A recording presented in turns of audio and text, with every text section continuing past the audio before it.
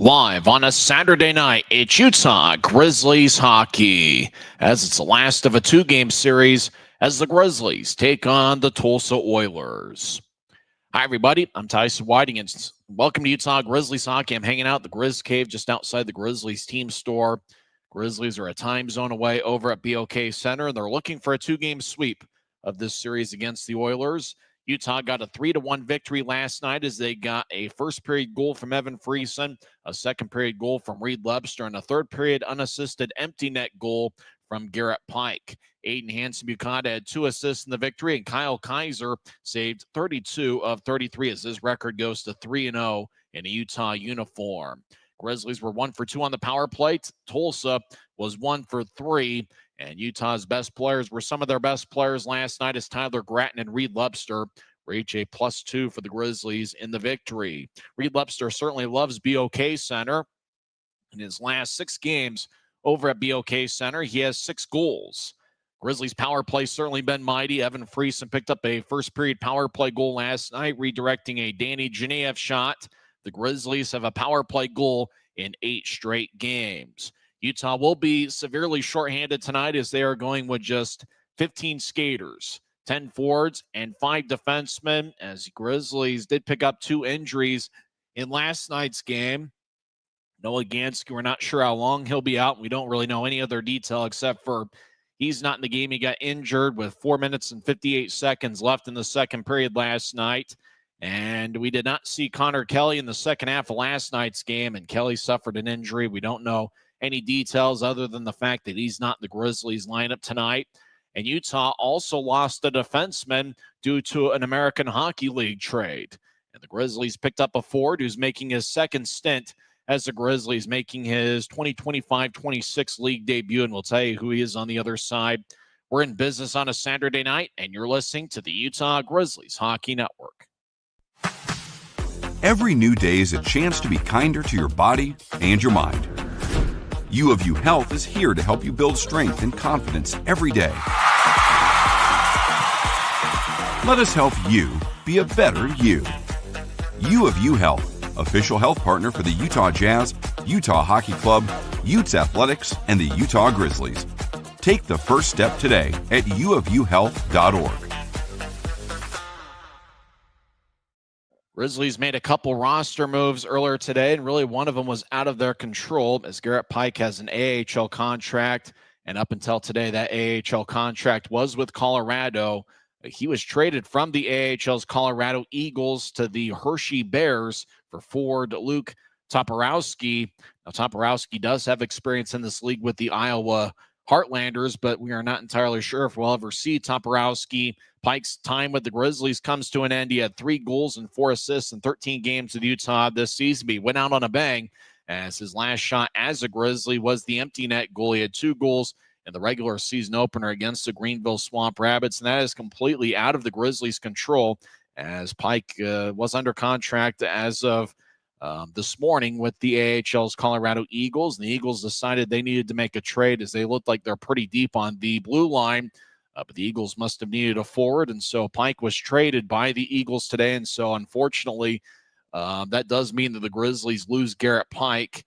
And we mentioned the other 2 defensemen who got injured in last night's game, Noah Gansky and Connor Kelly. So the Grizzlies are rolling with 5 defensemen today, and they had 14 skaters until they signed for J.C. Campagna. That's right, Campagna's back in a Grizzlies uniform. He played in 12 games for the Grizzlies during the 2023-24 season. He had 1 goal and 4 assists, and he's got plenty of experience. He has played in 211 career ECHL games, scoring 77 goals and 69 assists. Campagna also has 1 game of AHL experience with the Chicago Wolves, and that came in the 2018-2019 season. And that year with the Fort Wayne Comets, he had a career year. He had 35 goals and 14 assists. And so J.C. Campagna will be the Grizzlies' 10th forward tonight. He'll be wearing number 27 for John Buchanan's crew. So it'll be interesting to see what happens with the Grizzlies tonight with just 15 skaters. And obviously Campagna just signed earlier today, and it's possible he may not know the names of all his teammates. You'll have to look in the back of some of their jerseys just to know who they are. But Campagna does live somewhere around the Tulsa area, somewhere around either Tulsa or Allen. And so he was available, and the Grizzlies certainly needed some bodies, and Campagna has the ability to score. We saw that in the Grizzlies uniform, where he also saw that when he was playing for other teams. He has played for 10 different ECHL teams, including a little bit of time with the Tulsa Oilers. And so J.C. Campagna is back in the league as he signed with the Grizzlies earlier today. So it's going to be an interesting one. Kyle Kaiser was outstanding last night. Kaiser saved 32 of 33 in Utah's 3-1 victory last night. It's going to be Dylan Wells getting the start in net for the Grizzlies. Wells has a record of 2-3-2 with one shutout, which came on October 24th in Idaho. He'll be going up against Thomas Sukanik, who's really had an outstanding year. In 5 games with the Oilers, he has a record of 3-1 with a .918 save percentage. It's affiliation night over at BOK Center. I believe the Oilers are going to be wearing an Anaheim Ducks themed specialty jersey. The Grizzlies were affiliated with the Anaheim Ducks for quite a few years. Back from 2013 through 2018, the Grizzlies were affiliated with the Ducks. Utah is currently in their 8th season as an affiliate with the Colorado Avalanche, and the affiliation with the Avalanche is the longest current tenured affiliation that the Grizzlies have had in team history. Utah was an affiliate with the New York Islanders from 1995 through 98, and then they were a Dallas Stars affiliate for a handful of years going into the turn of the century through the 2003-04 season, and then they had 1 year where they were an affiliate with the Coyotes in the 04-05 campaign, and then when the Grizzlies transitioned to the league they're currently in, they were affiliated with the Islanders for 4 years, and then spent some time as an affiliate with the Calgary Flames through 2013, and then in the summer of 2013, they affiliated with the Anaheim Ducks, and they were with the Ducks for 5 years, and now they're in their 8th season as an affiliate of the Colorado Avalanche. Well, we welcome those of you who watched an exciting college football game as the Utah Utes defeated Kansas State 51-47. Kind of resembled a basketball score, but the Utes come away with the 4-point victory over Kansas State later on tonight. BYU will be on the road taking on Cincinnati. We'll keep you updated on those scores throughout the night. Thanks for joining us here on the Grizzlies Hockey Network. We know there's a lot of sports and entertainment options out there. When we come back, we'll go over the lineups for both teams. This is the Utah Grizzlies Hockey Network. Maverick's new bean-to-cup machines always deliver a freshly ground cup of coffee on demand, so you can enjoy any of our premium roasts at their best, day or night, hot or iced. Enjoy a fresh cup today. Welcome back to Utah Grizzlies Hockey. I'm Tyson Whiting. Let's go over the lineups for both teams. First, for the visiting Utah Grizzlies, who are led by first-year head coach John Buchanan. Assistant coach is Ryan Anderson. And assistant coach and director of skill development is Jack Skilly. Athletic trainer is Brett Timoney, and the equipment manager is DJ McFarland. Utah comes in with a record of 6-6-2. They're an even 500 club. They are 5-3-1 away from Maverick Center. Getting the start in net is going to be Dylan Wells. He's 6'2" and 190 pounds. This will be his 8th appearance this season. He's got a record of 2-3-2 with one shutout. He has a 3.31 goals against average and an .899 save percentage. Kyle Kaiser is tonight's backup. Well, we don't know the starters for the Grizzlies or the Oilers, but we do know that the Grizzlies are rolling with 10 forwards and 5 defensemen. Top forward line from left to right is Tyler Gratton with Luke Manning and Reed Lebster. Gratton and Lebster were each a +2 for the Grizzlies in their victory last night. Second forward line from left to right is Danny Genev with Jack Ricketts and Griffin Ness. Ness has 1 goal and 5 assists in 14 games. And watch out for Jack Ricketts. He's got 5 goals this season. He can score from anywhere on the ice. Third forward line from left to right is John Gillette with Evan Friesen and Christoph Filion. Filion in his second game with the Grizzlies, he signed about 3 days ago. And J.C. Campagna is the 10th forward.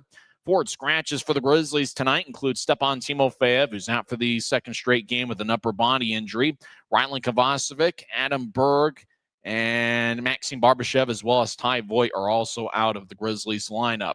5 defensemen this evening. It's going to be Luke Salem paired up with Christian Felton. Sage Weinstein's going to be paired up with Aiden Hansen-Bukata, and Colby Enns is the 5th defenseman, but they'll probably switch defensive pairings quite a bit here tonight with the odd number, as Connor Kelly and Noah Gansky are each out with an injury. We don't know how long they'll be out, and we don't really know any details other than the fact they are not in the lineup. And Garrett Pike, if he joined us late, was traded from the Grizzlies to actually was in an AHL trade. The Colorado Eagles traded him to the Hershey Bears. And so that's why he's no longer a Utah Grizzly. Avery Winslow is also out of the Grizzlies lineup with an upper body injury. The Tulsa Oilers resemble the Anaheim Ducks with their jerseys tonight. They are led by ninth-year head coach Rob Murray. We don't know the starters for Tulsa, but we do know a couple guys to watch out for are Adam McMaster, who leads the Oilers with 6 goals this season. Watch out for Josh Nelson. He has 5 goals and 4 assists in 12 games. Drew Elliott has plenty of speed. He's a +5 in 7 games this season. He has 5 goals. And also watch out for Jeremy Bianca-Batuka, who has an NHL contract with the Anaheim Ducks. Easton Armstrong played pretty good for the Atlanta Gladiators last year. Armstrong has 4 goals and 4 assists in 12 games. And Big Mike McKee, who's in his 9th season with the Oilers, he'll be out there as well. And Dougie Legron's done some good things against the Grizzlies in years past. Legron's in his 4th season with the Oilers. Tomas Sukanik's going to get the start in net.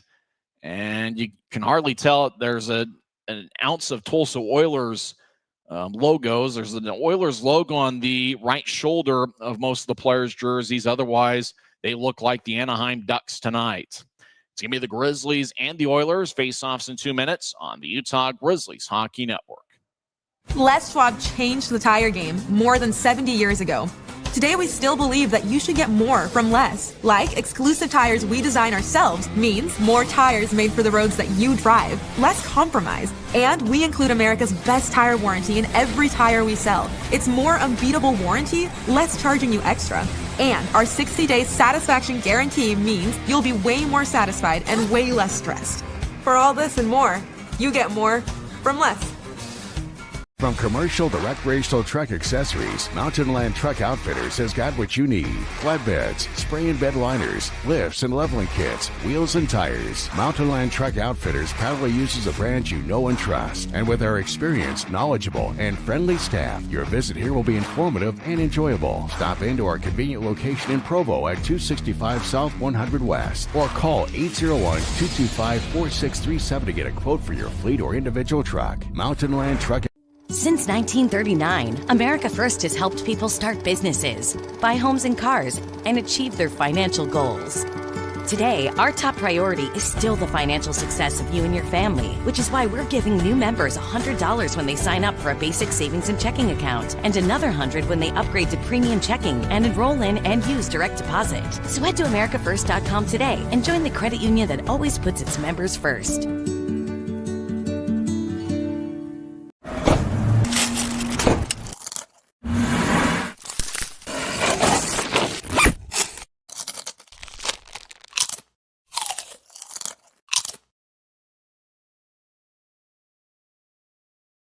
It's a great night for hockey as 2 big standings points are on the line as the Utah Grizzlies take on the Tulsa Oilers in the second of a 2-game weekend series. Utah picked up a 3-1 victory last night as they got a first-period goal from Evan Freese and a second-period goal from Reed Webster and a third-period goal from now former Grizzly Garrett Pike, who was involved in an AHL deal with the Hershey Bears. Let's see if we can pick up the starters for the Grizzlies. It looks like Jack Ricketts is out there, so it's probably the line of Ricketts, Genev, and Griffin Ness. So it should be the 3 starting forwards. Christian Felton had been paired up with Garrett Pike just about exclusively throughout the season. Pike will be with Luke Salem for most of the night. And it is going to be Christian Felton and I believe Luke Salem. That's the starting defenseman for John Buchanan's crew. Looks like Adam McMaster is part of the starting lineup for Tulsa, and he's lined up with Easton Armstrong and the former Philadelphia Flyer, Tyrell Goulbourne. To referees tonight, Harrison O'Prey and Nolan Nezovic. The linesmen are Jake Paw and Daniel Barnes. Grizzlies are in a black jersey with white numbers and professional green trim. They're going to skate from left to right as we attempt to see the game on Flow Sports, and please be patient with me. Unfortunately, the video feed in Tulsa is about as bad as it gets. So Just a little bit of patience is I guess I'm begging for a little bit of patience. The puck is dropped. Grizzlies win the initial faceoff. Tulsa skates over the offensive line, left point. Easy for me to say. Just stick with me here this evening. As puck's towards the left side, bear with us, if you will. Pun definitely intended. Puck slides back behind Dylan Wells and towards him as he's able to cover up, and we get our first whistle 21 seconds into the game. And with that, Jack Ricketts and an Oiler get acquainted. I wonder if Tulsa is going to try to get Utah to lose their cool and try to rough it up a little bit, knowing the circumstances the Grizzlies have tonight, with them just going with 15 skaters, 10 forwards, and 5 defensemen. All 5 of the defensemen on John Buchanan's crew are going to play big minutes tonight. So Grizzlies will make their first line change of the game. It appears the 3-man unit of Lepster, Manning, and Gratton will take the ice. And the Grizzlies will switch up defensemen as well. That's probably Weinstein and Hanson Bukata. Last night, Hanson Bukata had 2 assists, and he's one of the best rookie defensemen in the league. He's got 7 assists in 11 games and a +2 rating. Manning will take the draw against Owen Lindmark. Lindmark scored the lone goal for Tulsa last night, which came on a power play with about 2 minutes left in regulation. Off the draw, Jeremy Bianca-Batuka with a shot that goes wide. As Grizzlies get to Lepster on the right wing. Lepster over the offensive line. He'll fire it in deep behind Sukanik's net. Now the puck goes back to Lepster. Has 6 goals in his last 6 games in Tulsa. Over to Manning, who lets it go up top to Hanson Buchanan. Will take a lefty shot, and that's blocked away before it gets towards Sukanik. As Grizzlies will drop it back for the left corner. Ratton gets up top. Buchanan fires lefty blast and misses wide. Lepster right side, trying to curl it out in front. It's picked off by the Oilers. Crossing center ice is Ryan Lottenbaum. He'll dump it in. Puck rolls around the boards. Wells cuts it off behind his net. Colbiens will push it behind him. As Hanson Buchanan gets the puck, he stands behind Dylan Wells' net. Hanson Buchanan looks towards his left, now looks towards his right. Wells now looking towards Hanson Buchanan. Now Hanson Buchanan with a strong outlet pass out to center ice. And it goes off a stick into the Tulsa bench. So the whistle blows with 18:44 left in the first. We've mentioned the Grizzlies are wearing black tonight, and if you've ever seen an Anaheim Ducks game recently, that's what the Oilers are wearing. Orange and white. White jersey with orange numbers, orange on the shoulders, orange in the bottom of the jersey. If you love orange, you're going to love the Ducks jerseys tonight. Kind of reminds me of one of those ice cream sandwiches I like to get. Tulsa wins the draw. Cade McNally gets the puck skating around center ice. McNally wearing number 3 will loft it in. Puck hipping up deep into the Grizzlies zone. Weinstein gets blasted as the puck spins towards the left point. McNally rolls it back in deep. Weinstein behind Utah's net will nudge it towards his left. As the Grizzly dance around over in the corner, Utah skating from left to right. Grizzlies will sky it into the Oilers zone, and the whistle blows as faceoff's going to be back into the Grizzlies zone as the puck ended up out of play. Looked like one of the officials made a signal that glanced off the glass, so no delay of game. Looks like a modest-sized Saturday night crowd. The arena in Tulsa holds about 17,000. So even if you get about 7,000 or 8,000, if it's all spread out, and doesn't necessarily look as full. Draw's going to be over in the right circle. We're just getting underway, so grab some chips and dip and a beverage of your choice and enjoy part of Saturday with us. Off the draw, right point, shot by Bianca-Batuka goes wide. McNally's over in the left point as the Oilers dance around over in the left corner as they battle with Christoph Filion as well as Evan Friesen and company. Speaking of freezing, my screen's freezing on and off. Genev's on the ice as well as the puck continues to be battled along the left corner as we play 2:10 into this contest. Still no score.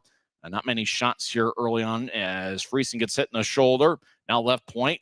Josh Nelson gets it in deep. Nelson's got 5 goals in 12 games this season. Tulsa's won 6 of their last 7. They get it back towards the left corner. Tulsa gets held up by a Grizzly, and that's Christian Felton. As Friesen gets the puck, now he gets taken away. Puck slides back towards Felton, who continues his battle with an Oiler. Now Tulsa's Justin McGalian moves it to the right side. Doogie Legrone gets cut off by John Gillette. Legrone will skate back towards the right point. Legrone will bounce it off of Friesen. Puck goes back to center ice.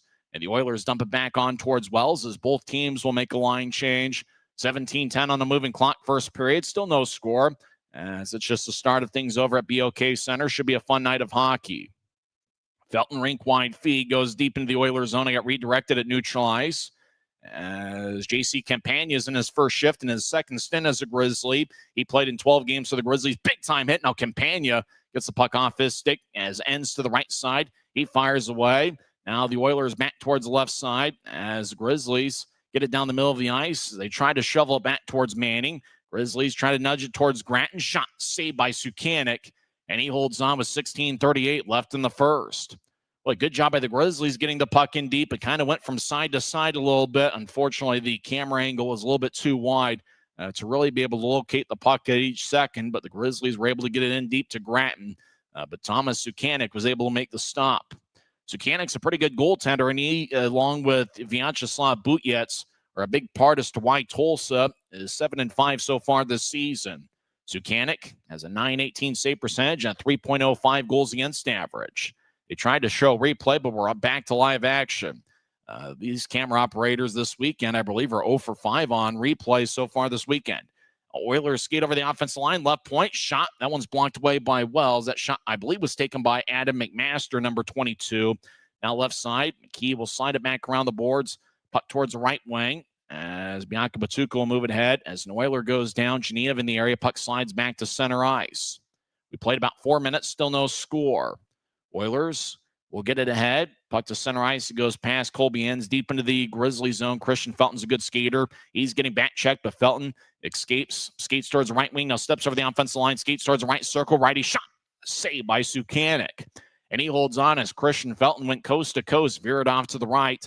Got himself a good look from the right circle, but Sukanik made a stop. It looked like Felton tried to go low on him. 15:53 is left in the first. That Felton shot's probably the best look that both teams have had so far. So faceoff's going to be over on the right wing. Sukanik looks over his left shoulder. And the draw won by Utah. Grizzlies are going to switch up their line combinations quite a bit with an odd number of forwards and D. Dancing around towards the right wing. Webster gets pushed to the boards. Gratton skates down the middle of the ice. He'll take a lefty shot. Glove saved by Sukanik. He holds on. Gratton had a pretty good look down the middle of the ice. Sukanik makes a glove save. 15:42 is left in the first. Grizzlies will have an offensive zone draw. Dylan Wells hoping to have the similar type night that Kyle Kaiser had last evening. Kaiser stopped 32 of 33. Danny Geneva's played good hockey for the Grizzlies. He has a point in 4 straight. There's a Christian Felton shot. That was saved by Sukanik. Tyler Gratton just had a pretty good shift and a good look on Sukanik. Gratton's got a point in 6 straight. Grizzlies off the draw, fire towards the net and a save. And once again, after the whistle, an Oiler trying to go after a Grizzly. Cade McNelly going after John Gillette. And yeah, if you're Tulsa, you probably want to see if you can get the Grizzlies to lose their cool, knowing the Grizzlies are rolling with just 15 skaters. Former Grizzly Dylan Fitz is among the scratches. He was injured in the third period last night. He is not in the lineup for Tulsa this evening. Puck towards the left side. Grizzlies will get it to Freese, and Freese gets a good shoulder check from an Oiler as Tulsa races out across center ice. Grizzlies back defensively. Bianca Batuka moves it towards the left circle. Righty shot.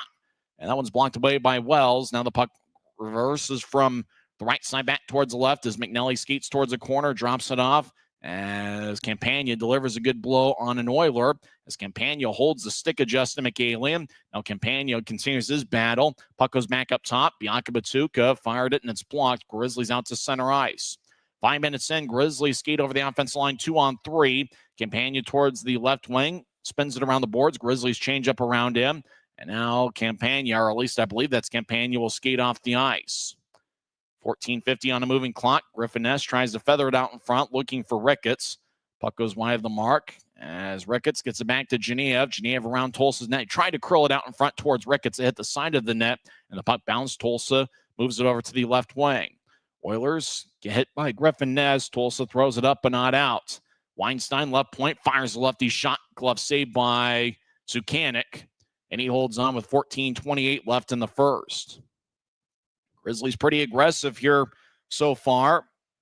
Utah seems to be playing a strong north-south game. I think they know they're going to get a little bit fatigued over the course of this game, so Utah's looking to find a way to get off to a fast start.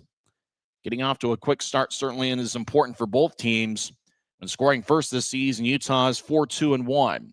They have scored first in 7 of their first 14 games, exactly half. Tulsa will tap it back deep into the Grizzlies zone. Grizzlies chase after it. Christian Felton gets there as he and Luke Salem battle with a couple Oilers deep in the Grizzlies zone. Wells looks over his left shoulder as the Grizzlies skate from left to right here in the period. As the scrum continues, Utah comes out of the pile with the puck. Grizzlies spread the ice. Felton will move it ahead towards center ice as Gillette gets bounced off the far wing boards. Friesen gets it. He skates back into his zone as he curls it back towards Salem. Salem dances around. He stops behind Wells' net. Salem communicates with the Grizzly. Stops behind his net. Dangles back and forth. 13:44 on a moving clock. Salem slides it towards the near corner. Colby ends with the strong outlet pass. It goes all the way down. Must have gotten redirected at center ice as there's no icing. As the Grizzlies towards the right wing, Gratton fires towards the net, and that one's blocked away. I'm not sure if it got towards Sakanik. The camera didn't pan to its right far enough. As ends, we'll get it towards Hanson Buchanan. Grizzlies spread the ice 6.5 minutes in. Puck off the stick of Lebster at neutral ice. He was near the Tulsa bench.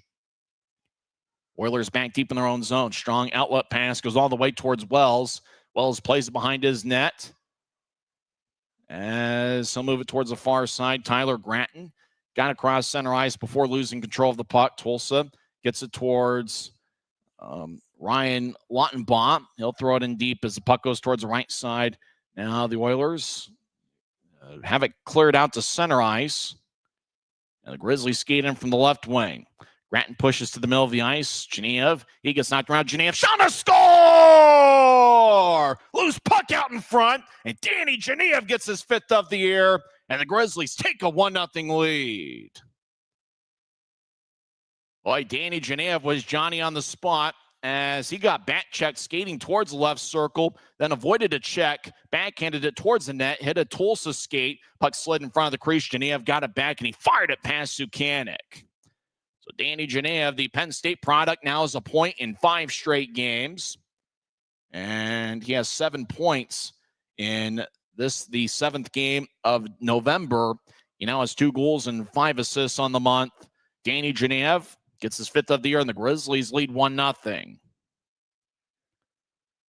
Utah wins the draw. Filion will one-handed into the offensive zone as the Oilers now spread the ice with the puck. We'll see who gets the assist on Genev's goal. It looked like he carried the puck for quite a while. I'm not sure if any Grizzly immediately had it after him. So puck's in the Tulsa zone right side. Utah gets it taken away as Tulsa will race out to center ice. Oilers lose the puck. Evan Friesen will skate towards the Grizzlies bench now and nudge it ahead about 50 feet. Puck goes tape to tape to Gillette. He'll take a lefty shot that goes wide. We played about 8 minutes of this first period. Utah leads 1-0. Danny Genev picked up his 5th of the year, assisted by Jack Ricketts and Sage Weinstein. And for Weinstein, that's his first pro point. So congratulations to Sage Weinstein. Jack Ricketts gets his 3rd assist of the year. Ends from behind his net. Long-range feed angle left. Ricochets off the boards. Tulsa chases after it. And the Oilers, Connor Smith couldn't handle it. Grizzlies center to Manning. Shot saved by Sukanic. Manning retreats, gets the puck over in the left corner, gets up top. Now Manning avoids a check, skates towards the left corner as he'll drop it. Grizzlies get it with Tyler Gratton. Now puck slides towards the right corner, and Tulsa will move it up. Now the Grizzlies skate in, shot and looks like Sukanic made the save. My screen froze for a second. Puck ended up deep with Luke Manning in front of the net. Sukanic made the save. Utah leads 1-0 on Danny Genev's 5th of the year. This is the Utah Grizzlies Hockey Network. We're 20, and yeah, we're celebrating big. Because in 20 years, we didn't just make the gear. We made hockey cooler. They said we were too loud, too flashy, too different. They told us to tone it down. The Warriors don't tone it down. We go full throttle. And this is just the start. 20 years in, and we're just getting warmed up. We're still the brand that makes the gear you can win in, chirping, and partying. And if you thought we were bold before, just wait. The next 20 years start now. Danny Genev gets the goal, 7:17 into the first period. Jack Ricketts with his 3rd assist of the season. Congratulations to Sage Weinstein. He picks up his first professional point. Utah has outshot Tulsa 12-1 so far. More hockey in a moment.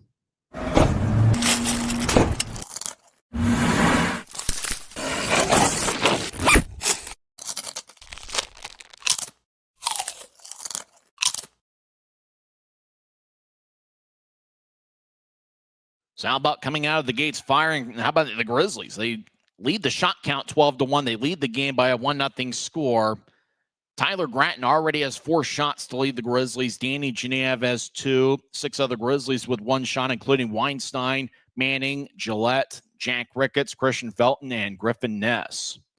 So Grizzlies came out as the aggressors here tonight, shorthanded with just 15 skaters, as they take on the Tulsa Oilers in what is their affiliation night, as they are wearing the uniforms of the Anaheim Ducks. Ness will take the draw. It's a neutral zone face-off. Face-off won by the Oilers. They spread the ice, trailing 1-0. Bianca Batuk out towards center ice, gets it to Josh Nelson, and Nelson will backhand it in. Weinstein looks over his left shoulder. He gets the puck, and he'll slide it ahead as Utah will move it out to center ice 2-on-2. Grizzlies cross center. It's a speedy Genev. He's to the right side. Fires lefty shot saved by Sukanik. Now the Grizzlies rebound. Shot and a score! That's Griffin Ness getting his 2nd of the year, and Utah takes a 2-0 lead. Genev's going to get an assist as he fired away from the right point, and puck bounced off of Sukanik's right shoulder. Puck lifted in the air, and a backhand attempt by Griffin Ness on a beautiful shot. That should be one of the goals of the week, as Griffin Ness just batted it about knee-high on a backhand attempt, and somehow the puck just kind of had a mind of its own, getting over the shoulder of Sukanik. What a shot by Griffin Ness on a rebound. Ness gets his 2nd goal of the year. Genev now has a multiple-point game, as that's his 7th assist of the campaign, and the Grizzlies have been the aggressor. They have outshot Tulsa 14-1 here so far this evening. Tulsa over the offensive line, skates the right side, skates around Wells' net. Tulsa gets up top. Mike McKee fires towards the net, and that's blocked in front of Wells. What an effort by the Grizzlies so far in the first 9.5 minutes. Lebster gets pushed by McKee as Manning's over in the area, battling along. Lebster looks nearby. Now Lebster delivers a push on McKee. Tulsa comes out of the pile with the puck. They fire a shot from the right side, saved by Wells. Grizzlies will loft it up and not out. And now Utah's up with the puck. Long range feed, angle right. No icing on the play as Grizzly got down there quickly as Tulsa will move it out to neutral ice. And now we get a whistle as the Oilers camera operator is kind of swaying back and forth from left to right. The Oilers are in the middle of a line change. It might have been offside. I'm not really sure, but the whistle blew with 10:06 left in the first. So Griffin Ness with the goal, 8:59 in. Genev and Jack Ricketts with the assists. So it's a multiple-point game for Jack Ricketts, who now has 2 assists in the first period. And I believe that's the first multiple-point game in the pro career of Jack Ricketts. We're halfway through the first period. Utah leads 2-0. They've outshot the Oilers, I believe, 14-1, maybe 14-2 by now. But they've certainly been the aggressor so far. J.C. Campagna moves to his left. Grizzlies over the offensive line. Genev moves it towards his right, and Genev will skate towards the right circle. Puck behind Tulsa's net as an Oiler blasts a Grizzly behind Sukanik's net. Now the puck goes back in deep as the Grizzlies deliver a blow of their own. As Genev skates towards the right side, Utah falls down. Arm is raised by one of the referees and holding, and well, let's see. It might be a hook. I think it's going to be a Utah power play as Grizzlies worked hard behind Sukanik's net, and a Grizzly went down, and Utah, we believe, are going to be on the power play when we come back. Halfway through the first period, Utah leads 2-0 on goals from Danny Genev and Griffin Ness. This is the Utah Grizzlies Hockey Network.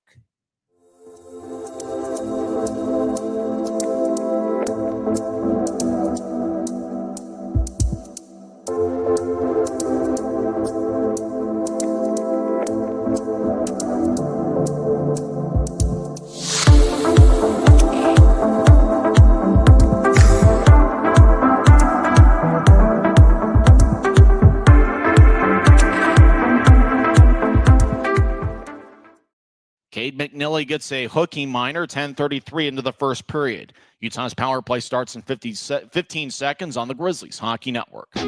Maverick's new bean-to-cup machines always deliver a freshly ground cup of coffee on demand, so you can enjoy any of our premium roasts at their best, day or night, hot or iced. Enjoy a fresh cup today. Utah's power play this season is 11 for 55, 20%. They are tied for 12th in the league. 9:27 left in the first period. Utah leads 2-0 on goals from Danny Genev and Griffin Ness.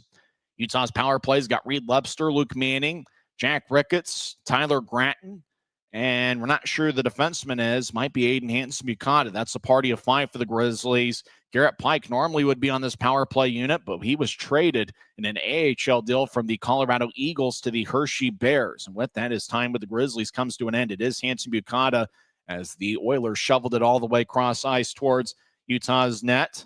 As Hanson-Buchanan, he's got 4 power play assists this season, which is tied for second among all league rookies. As the Grizzlies dump it in, Lebster delivers a push. Tulsa throws it up, but not out. Hanson-Buchanan in the left point. He'll bounce one towards his right. Gratton gets it tape to tape. Now up top to Hanson-Buchanan. Back to Gratton, who already has 4 shots on goal. Take a lefty shot. Saved by Sukanik. It was a blocker save. Tulsa gets it. Now bouncing off the boards, and it goes all the way towards Wells. Wells cuts it up behind his net. He's played against Tulsa time and time again in his pro career. The Grizzlies are his 4th different Mountain Division team that he's been a part of. Griffin Ness across center ice. He'll chip it across. Grizzlies over the line, left point. As Utah appeared to make a change when the Oilers cleared it out last, as Genev's out there with Ness. The Grizzlies dance around to get it up top. Salem, high slot to Geneve. He's in the right circle. Take a lefty shot. Saved by Sukanik. Now to the left side. Felton gets up top to Salem. Salem pedals towards his left. Now slide it to Geneve. Geneve tried to fire towards the net, and it's blocked. Puck slides towards the left point. As Grizzlies get bounced to the boards, Friesen gets hit up top. Salem across to Geneve. He's in the right side. Dance around. Skeets towards the right circle. Geneve will skeet towards the right corner. He gets it to Ness. Ness to the Friesen back towards Geneve. He's in the right corner. 30 seconds left in the power play up top to Salem. Utah leads 2-0. Salem back to Geneve in the right wing. He'll take a lefty shot. Glove saved by Sukanik. He holds on. Good passing by the Grizzlies. So he had plenty of offensive zone time. Geneve fired away from the right side, but Sukanik made a glove save. So the Grizzlies and Oilers will both make a switch as Utah has an offensive zone draw with 23 seconds left in the power play and 7:50 left in the first period. Utah, according to the ECHL box score on the ECHL app, they have outshot the Oilers 17-2 in this first period. Puck ends up out of play off the draw. 20 seconds left in Utah's power play. How about that? 17 shots already, and we have played 12 minutes and 13 seconds of this first period. No doubt the Grizzlies are the aggressor here so far tonight. Manning will take the face-off. He crouches down low. Second full season for Manning as a Grizzly, 3rd overall. Native, I believe, of Minnesota. Played at St. Thomas. As Tulsa clears it out off the glass, Hanson-Buchanan gets it from Wells. Hanson-Buchanan is going to be critical on Utah's power play the rest of the season. Over to Enns on the right side. Enns over the offensive line. He'll drop it off. As looks like the power play is over. Left wing, Grizzlies get hit. Gratton tries to make that. Ricketts tries to negotiate his way around. Now he reverses his field back towards the left side. He cycles it back in deep. A Grizzly gets hit in the back. Tulsa's Cade McNally's out of the box. He joins the play as Utah leads 2-0, but they're 0 for 1 on the power play tonight. Puck slides from the left corner over to the right side. As an Oiler gets there before a Grizzly, Ricketts in the area. Joining the play is Christoph Filion as Ricketts gets pushed by Connor Smith. Puck slides back to neutral ice. Buchanan will bounce one ahead. It glanced off a stick as Utah gets pushed in the back. As Grizzlies get it in, but Tulsa runs it down. Utah probably makes a line change away from the camera. As we have 6:42 on a moving clock. First period, Utah leads 2-0. Tulsa still deep in their own zone. Strong outlet pass angle left from Connor Smith. And it goes tape to tape. Armstrong tried to center it out in front. Cut off by Wells. And now we get a big-time commotion out in front of the crease as Armstrong getting after it with Colby Enns. As it looked like the sharp-angled shot was cut off by Wells, and then it looked like Tulsa got in front of the crease pretty aggressively, and Utah is doing what they can to try to protect Wells. Grizzlies did a good job last night protecting Kyle Kaiser in front of his net. As the Grizzlies looked like a centering pass got towards Wells, and it looked like an Oiler tried to jab at Wells, and immediately Weinstein and Filion went to protect their goaltender. As Easton Armstrong got his helmet taken off by Colby Enns.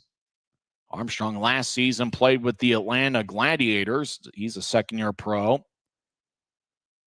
So draws game in the Grizzlies zone. 6:29 left in the first period. Utah scored the first two here this evening. Grizzlies have gotten off to quick starts in each of the last three games, if you consider this is the third game. November 15th against Idaho this past Sunday, Grizzlies got off to a 3-1 lead after one period. Utah last night led 1-0 after one and 2-0 after two. And this evening, Grizzlies has certainly been the aggressor, leading 2-0. They have outshot the Oilers. Last we checked, it was 17-4. If they count that as a shot on Wells, the Oilers are up to 3 shots, so it's 17-3 in the shot count for the Grizzlies so far. Utah crosses center ice with 15 skaters. Ricketts moves to his left. Now lefty shot saved by Sukanik.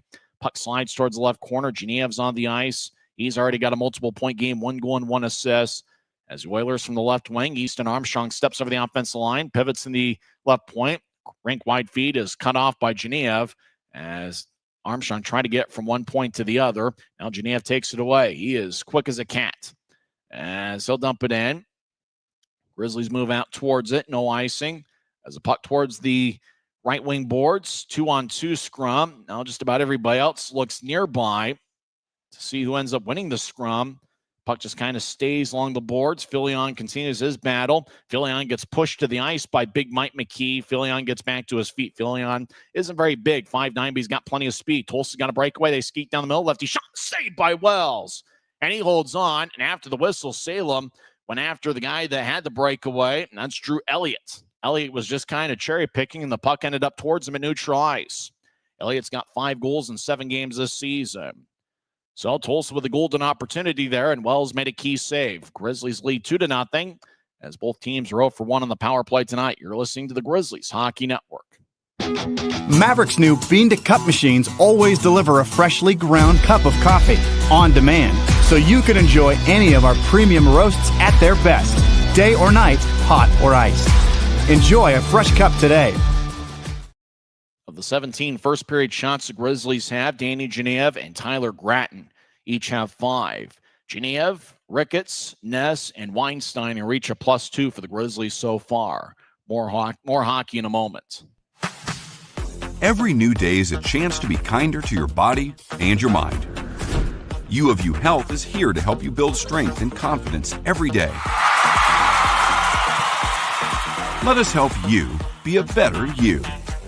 U of U Health, official health partner for the Utah Jazz, Utah Hockey Club, Utes Athletics, and the Utah Grizzlies. Take the first step today at uofuhealth.org. Faceoffs in the Grizzlies zone. Utah with a 5-man huddle in front of their bench. Grizzlies have looked sharp here so far. They have outshot the Oilers 17-4, and the Grizzlies scored 2 goals in a 2-minute span. Geneve scored 7:17 in with Ricketts and Weinstein getting the assist, and then Griffin Ness scored on a beautiful backhand attempt, 8:59 into the first with Geneve and Ricketts getting the assist. It's already a multiple-point night for Danny Geneve with 1 goal and 1 assist, and Jack Ricketts with 2 assists so far. Draw's going to be over in the left circle. As crouching down low, we see Owen Lindmark for Tulsa, and I believe that is Luke Manning for the Grizzlies. Now the linesman says, let's do it over again.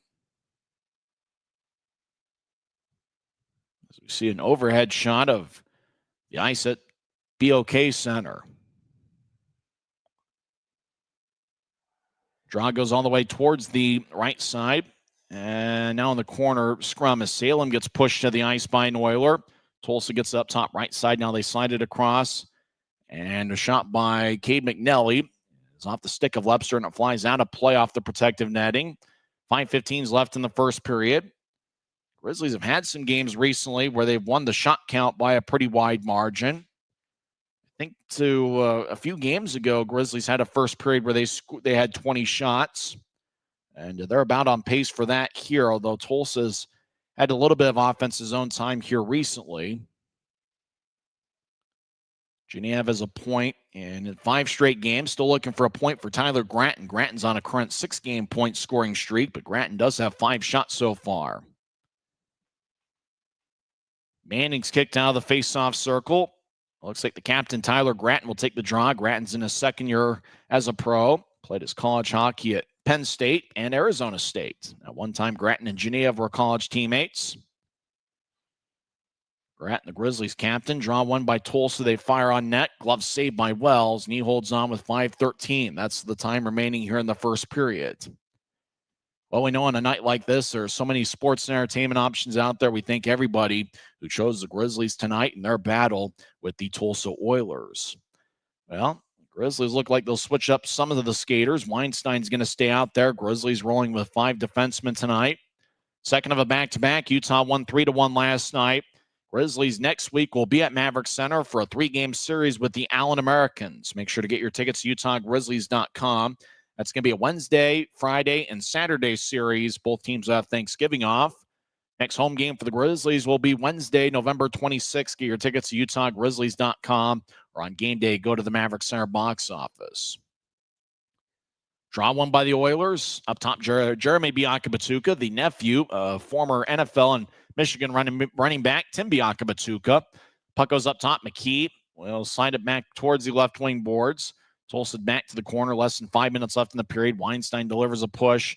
Grizzlies will sky it into the Oilers zone. Utah chases after it. Puck towards the right wing as Utah dances around as Friesen will move towards the right side, trying to worm his way through. As Campagna over in the area. Campagna in his second stint with the Grizzlies. Now left side, lefty shot. Saved by Sukanik. Well, the Grizzlies ended up getting the puck in front of the net, and Sukanik had to make a great save to keep it a 2-0 game.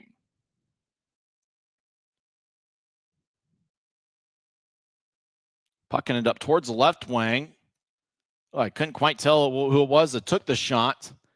It looked like it was a defenseman. And it might have been Weinstein. Weinstein looking for his first pro goal. He picked up his first pro point in the first period on the Genev goal. Grizzlies with an offensive zone drop. As Hanson Buchanan gets it towards Genev.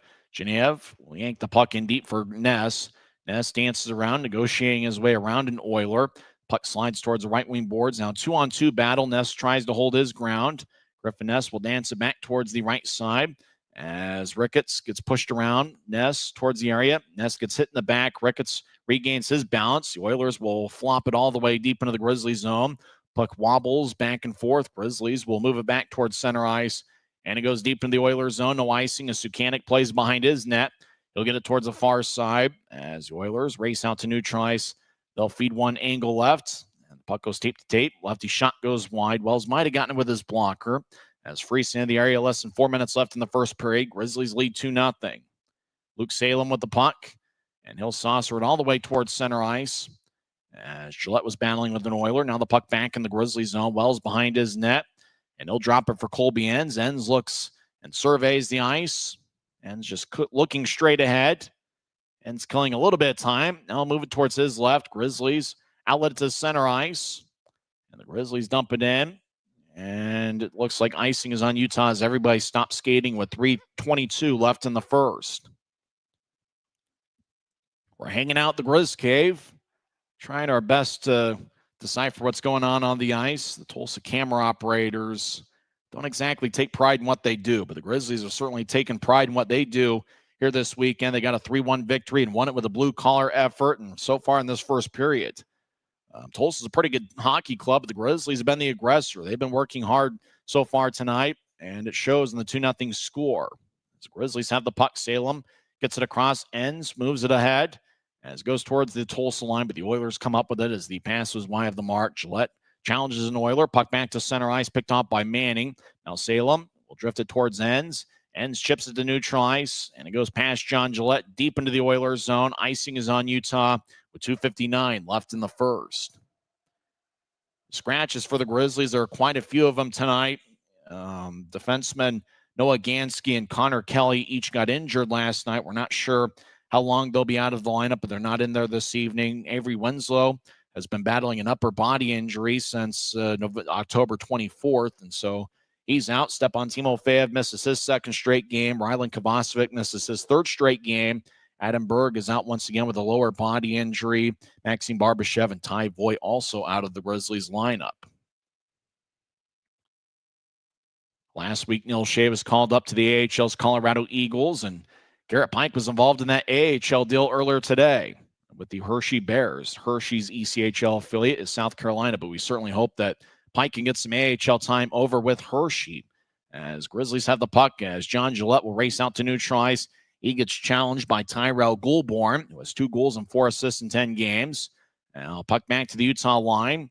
Tulsa skates to the left circle. Goulbourne skates around Wells' net, wraparound shot. I believe Wells makes a save. Goulbourne gets it back. Actually, McMaster over towards McKee. McKee rink wide feed, glanced off a stick, and Wells looked like he got hit up high. And puck might have been played with a high stick. Oh, no, Wells is down, and he's slow to get up. Dylan Wells got hit up high. We saw a high stick signal from the referee. Now Wells is on both knees. It looks like he's shaken up. It's Dylan Wells. I don't know if he got hit with a high stick. His stick is broken near Wells, and I'm not sure what happened, but Wells is slow to get up. Brooke Timoney, the Grizzlies trainer, hasn't. Now it looks like Brooke Timoney is walking out to check on Wells, as Wells must have been hit up high by an Oiler. I'm not sure if it's accidental. It's don't know if we'll get to see a replay, but hopefully Wells is okay. So he's getting looked at in the crease. He is on both feet. 2:19 is left in the first period. Looks like a pretty good Saturday night crowd over at BOK Center. It looks like Wells is okay. As Brooke Timoney, the Grizzlies trainer, will walk back to the Grizzlies bench. This past baseball season, Brooke Timoney was working with the AA Birmingham Barons. That's the team that Michael Jordan played on back in 1994. You know, his manager was that year, Terry Francona, who I believe just won, or he was a runner-up for the manager of the year with the Cincinnati Reds. Francona, probably a future Hall of Famer as a big league manager. Grizzlies win the draw. They'll bank it off the near wing boards. It goes all the way down for a Utah icing with 2:13 left in the first. Birmingham Barons are kind of a fun story. It just seems like every year, they play in Hoover, and they've got the SEC tournament, the SEC baseball tournament that's played there every year. Birmingham Barons have been around a long, long time. Brooke Timoney was working with them this past baseball season. They're the AA affiliate of the Chicago White Sox. Tulsa wins the draw as Lattenbaugh falls down. Right side, Bianca Batuka fires to the net. Glove saved by Wells. He stops play with 2:06 left in the first. Tulsa just kind of trying to calm the game down a little bit, as the Grizzlies certainly have dominated action. Tulsa just looking for offensive zone time, and they're getting it here late in the first period. Dylan Wells now talking with one of the referees. Not sure there wasn't a penalty on the play. I don't know if he got hit with his own stick, or maybe it was a Grizzly, or who knows what the case was. As linesman Jake Paws got the puck, and he'll drop it in the right circle, as Luke Manning will take the face-off against Owen Lindmark. Lindmark is in his second home game as an Oiler and 3rd overall. Manning's got an A on his sweater, and the puck is dropped and slides towards the right corner as Weinstein gets it, and he'll loft it in. Puck hit the ops back towards the left side. Gratton gets it, fires towards the net, saved by Sukanik. Gratton gets pushed towards the boards, and if that was on net and considered a shot on goal, that'd be the 6th for Tyler Gratton so far. Oilers pitchfork it ahead. Puck bounces at neutral ice. Grizzlies get it at their line. As Christian Felton, who's paired up with Salem for most of his shifts tonight, gets it ahead. And now it's deep into the Oilers zone. As Tulsa looks to run it down, Weinstein gets pushed in the left point. Weinstein gets it in deep. The Oilers will saucer it out towards center ice. And it goes all the way down. Wells raises his arm, and the linesmen off the screen raise their right arm. Icing is on Tulsa with 1:27 left in the first. It's one of the things you notice when the Grizzlies play the Oilers. A lot of those long-range passes, a lot of stretch passes, a lot of those where they lift the puck from one end to the other. The ice is very slushy and not necessarily all that good at BOK Center, and the Oilers certainly are adjusted to it. They know how to play on that sort of ice surface, and it takes the opposition a little bit of time to get their feel for it. As the Oilers lose the face-off, Grizzlies in the offensive zone as Enns gets it in deep, rolling it along the roulette wheel. Friesen has it glide out of play, and is a delay of game. I think one of the officials made the signal that it tapped off the glass. as Tulsa gave a fan a souvenir deep in their own zone, but I believe it did hit off the glass, so we'll skate 5-on-5. Draws over in the right circle. Evan Friesen talks with John Gillette. Gillette's a first-year pro. Friesen in his first full season as a pro. Friesen played pretty strong for the Grizzlies at the end of last season. Off the draw ends, right side. His shot goes wide as Filion gets pushed towards the boards a couple times. Gillette overskates it. Now Gillette gets it back, skates towards the right corner. He'll tap it off the glass, ends in the right point. He fires towards the net and it goes wide. Gillette runs after a loose puck in the left corner as he continues to get held up. Puck goes up top. Hanson Bukata tried to move it in deep. It's taken away by a Tulsa stick. Oilers chip it out towards the front of the net. Hanson Bukata drags down an Oiler. And not sure if a call was made. No, it looks like we're going to skate 5-on-5. Grizzlies get a loose puck. Gillette left side fires towards the net, and that's blocked away by Sukanik. And the puck goes back to center ice. 37 seconds left in the first period. Grizzlies spread the ice with a 2-0 lead. Christian Felton, rink-wide feed angle left, is bounced off an Armstrong stick. Grizzlies will float it in deep. As the Oilers back towards the left side, Dougie Legrone skips it ahead. As the Oilers will nudge it towards their left. And driving it in is an Oiler. Dylan Wells behind his net. 14 seconds left in the first period. Puck slides towards the right wing. Christian Felton dances around. He's an outstanding skater. He'll get it towards Salem behind Utah's net. 4 seconds left in the period. As Tyler Gratton skates along the boards, he's in control of the puck, and time will run out here in the first period. And what a dominating period it was for the Grizzlies. They had a strong shot advantage. They got goals from Danny Genev and Griffin Ness. And Dylan Wells made some key saves as well. And even though Tulsa got a little bit of offensive zone time towards the end of the first period, what an outstanding first 20 minutes it was for the Grizzlies. It's the third straight strong first period the Grizzlies have played. And what can you say? Utah goes to the locker room with a 2-0 lead. They've got 15 skaters. But the Grizzlies put together a pretty good blue-collar effort. They played some great hockey. We'll see if it carries over into the second period. The Grizzlies so far this season are outscoring opponents 14-10 in the second periods this season. When we come back, we'll recap the first 20 minutes of play and go over some scores from around the world of sports. After one period, the Utah Grizzlies lead the Tulsa Oilers 2-0. This is the Utah Grizzlies Hockey Network. From commercial to recreational truck accessories, Mountain Land Truck Outfitters has got what you need. Flatbeds, spray and bed liners, lifts and leveling kits, wheels and tires. Mountain Land Truck Outfitters proudly uses a brand you know and trust. And with our experienced, knowledgeable, and friendly staff, your visit here will be informative and enjoyable. Stop into our convenient location in Provo at 265 South 100 West or call 801-225-4637 to get a quote for your fleet or individual truck. Mountain Land. Les Schwab changed the tire game more than 70 years ago. Today, we still believe that you should get more from less. Like exclusive tires we design ourselves means more tires made for the roads that you drive, less compromise. And we include America's best tire warranty in every tire we sell. It's more unbeatable warranty, less charging you extra. And our 60-day satisfaction guarantee means you'll be way more satisfied and way less stressed. For all this and more, you get more from less. Since 1939, America First has helped people start businesses, buy homes and cars, and achieve their financial goals. Today, our top priority is still the financial success of you and your family, which is why we're giving new members $100 when they sign up for a basic savings and checking account, and another $100 when they upgrade to premium checking and enroll in and use direct deposit. So head to AmericaFirst.com today and join the credit union that always puts its members first. After one period, Utah leads Tulsa 2-0 as the Grizzlies are looking for a 2-game weekend sweep over at BOK Center. I'm Tyson Whiting hanging out at the Grizz Cave here at Maverick Center. The Salt Lake City Stars are in the building as they've got a home game. I believe they're playing the Stockton Kings, so that should be a fun one, and that game should be around the second quarter. Stars, the G League affiliate of the Utah Jazz, are in action here at Maverick Center all season long. Grizzlies took a 1-0 lead as Danny Genev scored his fifth of the year. Jack Ricketts and Sage Weinstein with the assists. Genev made the play and skated towards the right side, tried to feather one in, and then somehow puck ended up towards Genev. He had a second look out in front of the net, and he fired away glove side pass Sukanik. Genev with his fifth of the year. He now has a point in 5 straight games. Ricketts and Weinstein with the assists. And for Sage Weinstein, it's certainly notable as that's his first professional point. Grizzlies took a 1-0 lead, 7-17 into the first. Jack Ricketts' first of 2 assists on the night.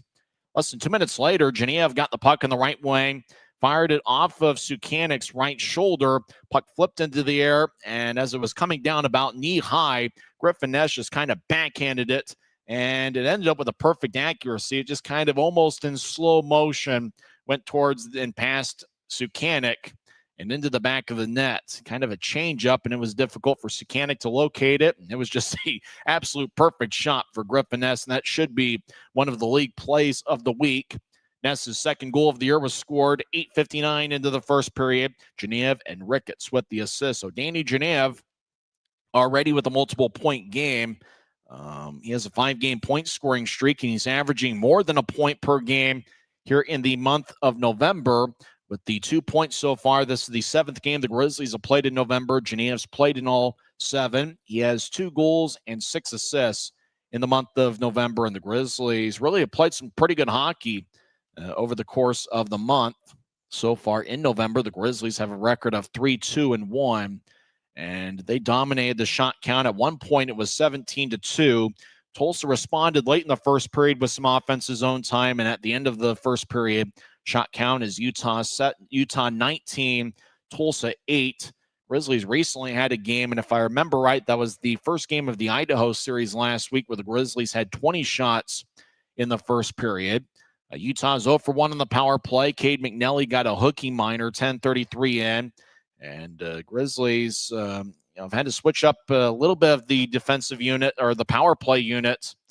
Obviously, they missed Neil Shea as he's up with the AHL's Colorado Eagles, and Garrett Pike had been quarterbacking that top power play unit, but the Grizzlies have gotten a good amount of contributions from what you would call their secondary power unit. Their second power play unit has been featuring Aiden Hansen-Bukata, who has 4 power play assists this season, and Hansen-Bukata takes over Garrett Pike's spot on that power play, and over the last few games that has featured Jack Ricketts, Tyler Granton, Reed Webster, and Luke Manning. Manning sometimes taking the face-offs. Then when Manning's not out there, you see Ricketts every now and then take the draw, maybe Tyler Granton on that power play unit. And the Grizzlies have a power play goal in 8 straight games. They don't have one so far tonight. We'll see what happens a little bit later. Dylan Fitz, the former Grizzlies, out of the Tulsa lineup. For the Grizzlies in their 19 shots, how about this? Tyler Gratton with 6 shots through 1 period. Danny Genev, 1 goal and 1 assist. He's a +2. He's taken 5 shots. Griffin Ness has 1 goal and 2 shots, and then 6 other Grizzlies with 1 shot each through 20 minutes of play. There's a few Grizzlies who are already a +2, and that includes Sage Weinstein, Danny Genev, Jack Ricketts, and Griffin Ness. Dylan Wells was pretty solid in the first period. Didn't see a whole lot of action, but he did see 1 breakaway late in the first period as Elliott got behind the Utah defense, and Wells made a key save. That was probably the biggest save he made in the first period. Drew Elliott, the speedster for the Oilers. He's in his first full season as a pro. Tulsa's the team. They're not going to quit. Tulsa, led by Rob Murray, they're known as a hardworking team, and so Grizzlies are going to have to put together a good effort in the final 40 minutes to secure victory, but they're off to a quick start, leading 2-0, and they certainly came out as the aggressors. At one point, they outshot the Oilers 12-1 in the first period. There's a lot of action across the league.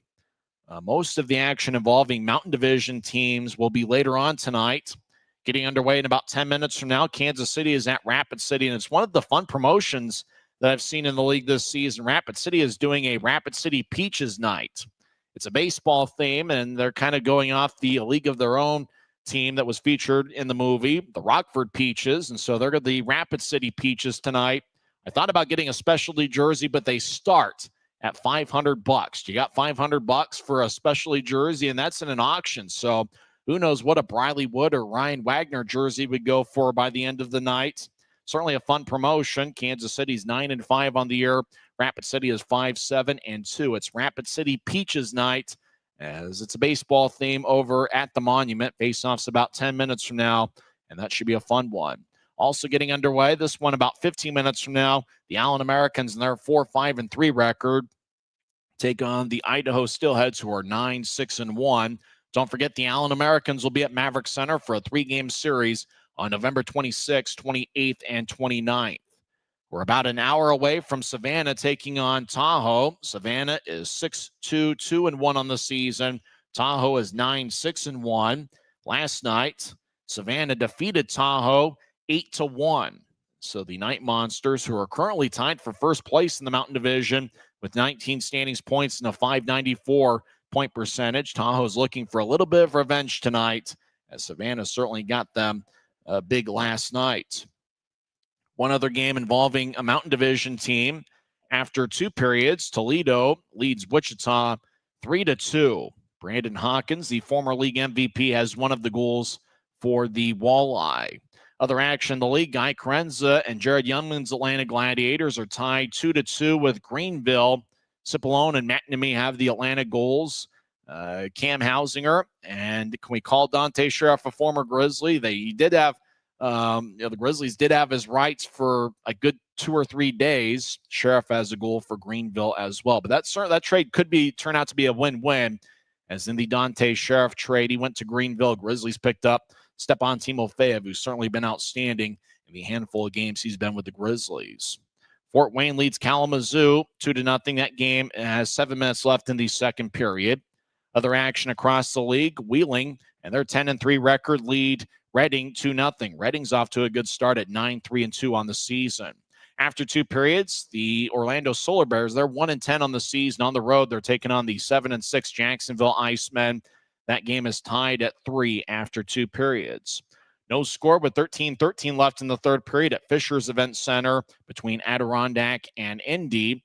Greensboro gets a 4-2 victory. That game has gone final over Worcester. Greensboro goes to 5-6-2-1 on the season.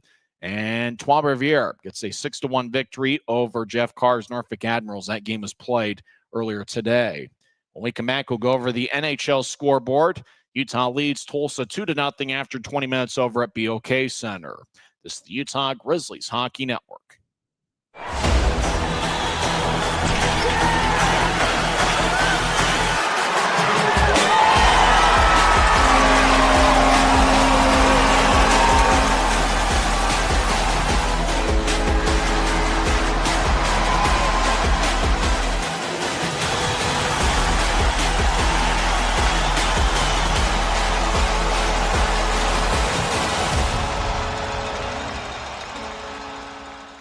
We're 20, and yeah, we're celebrating big.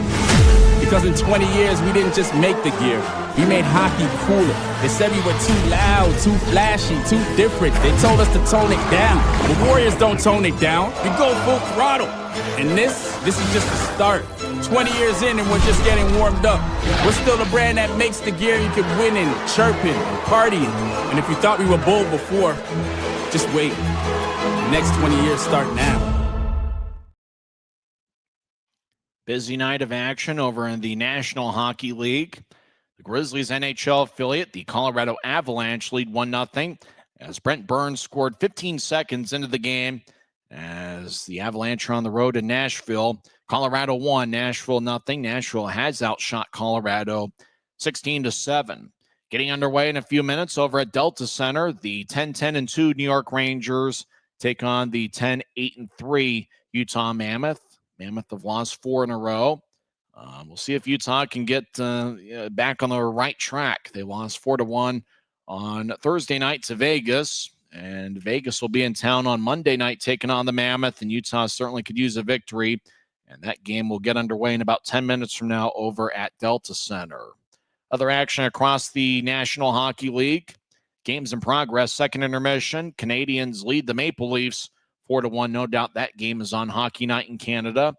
Also, after 2 periods, Oilers lead the Panthers 4-3. That's certainly a high-scoring affair. Oilers and Panthers, they've gotten very familiar with each other over the last couple of years. Oilers looking for a little bit of regular season revenge. They lead 4-3 after 2 periods. Also, after 2, Flyers lead the Devils 5-2 in a rematch of the 1995 and 2000 Eastern Conference Finals. Early third period, Kraken and the Penguins are tied at 1. Sidney Crosby has the Pittsburgh goal. He scored 16-16 into the second.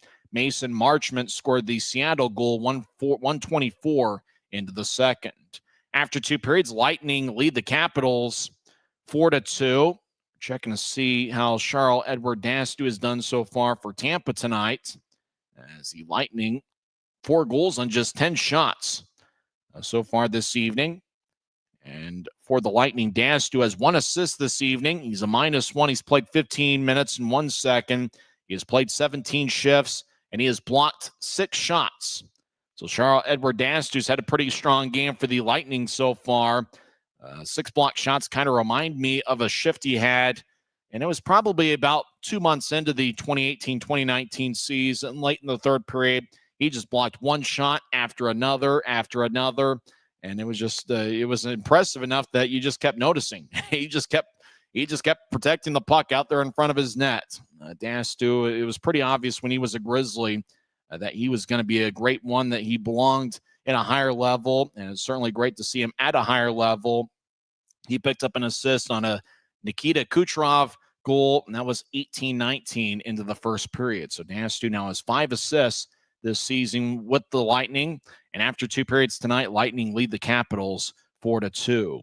Also after 2 periods, Senators and Sharks are tied at 2. Getting underway at 8 o'clock, our couple game Stars are at the Flames, and the Golden Knights are at the Ducks. 2 finals across the National Hockey League. In overtime, the Red Wings get a 4-3 victory. Alex DeBrincat scored the overtime game winner. It was his 10th goal of the season. Patrick Kane picked up 1 of the assists, and the Blues get a 2-1 victory as they defeat the Islanders. It was a 2-0 Blues lead, and then the Islanders scored late in the third period with Anders Lee getting his 4th of the year. Blues hold on as they got a 30-save performance from Jordan Binnington. Blues 2, Islanders 1. When we come back, we'll go over a couple of local college football scores, and we'll also have second period action over at BOK Center as the Grizzlies lead the Oilers 2-0. You're tuned in to the Intermission Report on the Utah Grizzlies Hockey Network. When you pay with the Nitro card at Maverick, you always save 10 cents or more on fuel every gallon, every day. And you could save a whole lot more thanks to Nitro Best Price. Pick up a Nitro card and upgrade your Adventure Club account today.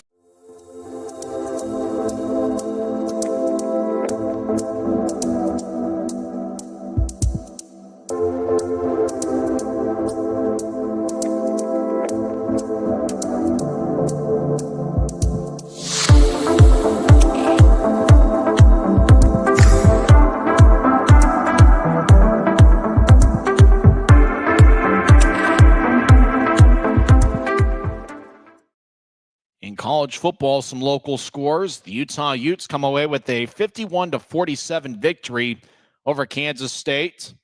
So Utah goes to 9-2 on the season. Kansas State falls to 5-6, and that was certainly a wild game. The Utes scored 7 points in the first quarter, 14 points in both the second and third quarters, and 16 points in the fourth quarter. Devin Dampier had 2 touchdown passes and 2 touchdown runs. Ficklin had 3 touchdown runs for the Utes. As Utah's playoff hopes stay alive, they are now 9-2 on the season. They defeat Kansas State 51-47. Looks like the second period will start in 2 minutes of real time. Early second quarter, BYU, they are 9-1 on the season and ranked 11th in the country. They lead Cincinnati 7-0 that game with 11:30 left in the second quarter. When we come back in 1 minute, we will have second period action over at BOK Center. You've been tuned into the Intermission Report on the Utah Grizzlies Hockey Network. Maverick's new bean-to-cup machines always deliver a freshly ground cup of coffee on demand, so you can enjoy any of our premium roasts at their best, day or night, hot or iced. Enjoy a fresh cup today. Les Schwab changed the tire game more than 70 years ago. Today, we still believe you should get more from less. Like more hustle, less hassle. More of the best service around, less of the runaround. Because we include America's best tire warranty in every tire we sell. So you get more unbeatable warranty, less charging you extra. It's why we're more than proud to say, you get more from less. We're about set for second period action over at BOK Center. And it's kind of fitting that Tyler Gratton and Danny Genev combined for 11 shots in the first period because they're two guys that you want to feature. Coming into play tonight, Gratton has a point in 6 straight games, 3 goals and 5 assists. Danny Genev with the 1 goal and 1 assist in the first period. He extended his point-scoring streak to 7 straight. He now has a point in 5 straight games, and he has 2 goals and 6 assists in the month of November. It's the Grizzlies' 7th game in November. Utah's 3-2-1 over the course of the month, and Gratton and Genev have certainly been outstanding for the Grizzlies. When the calendar turned from October to November and post-Halloween, they've been outstanding. Watch out for Reed Lepster in this second period. He leads Utah with 7 goals this season. He's been outstanding historically at BOK Center, where he has 6 goals in his last 6 games over in Tulsa. We'll skate 5-on-5, and the Grizzlies will skate from right to left as we attempt to see the game on Flow Sports. Looks like the forward line of Gratton, Manning, and Lepster on the ice, and a defensive pairing of Salem and Felton. Utah wins the draw. They outshot the Oilers 19-8 in the first period. Grizzlies dumping in. I believe Lepster did the honors. Gratton delivers a push in the left corner as Tulsa got back defensively. Puck hit the opposite center ice. Manning gets it, and he'll slide it towards Gratton, who had to do a button hook as the pass went behind him. Tulsa with a rink-wide feed angle left that goes tape to tape. As the Oilers dropping off in the left point. Now back to the right side. Bianca Batuka with a righty shot that goes wide. He missed the net. Stick side, the puck deflects out of play as we get our first whistle 29 seconds into the second. So both teams will make their first line change of the period.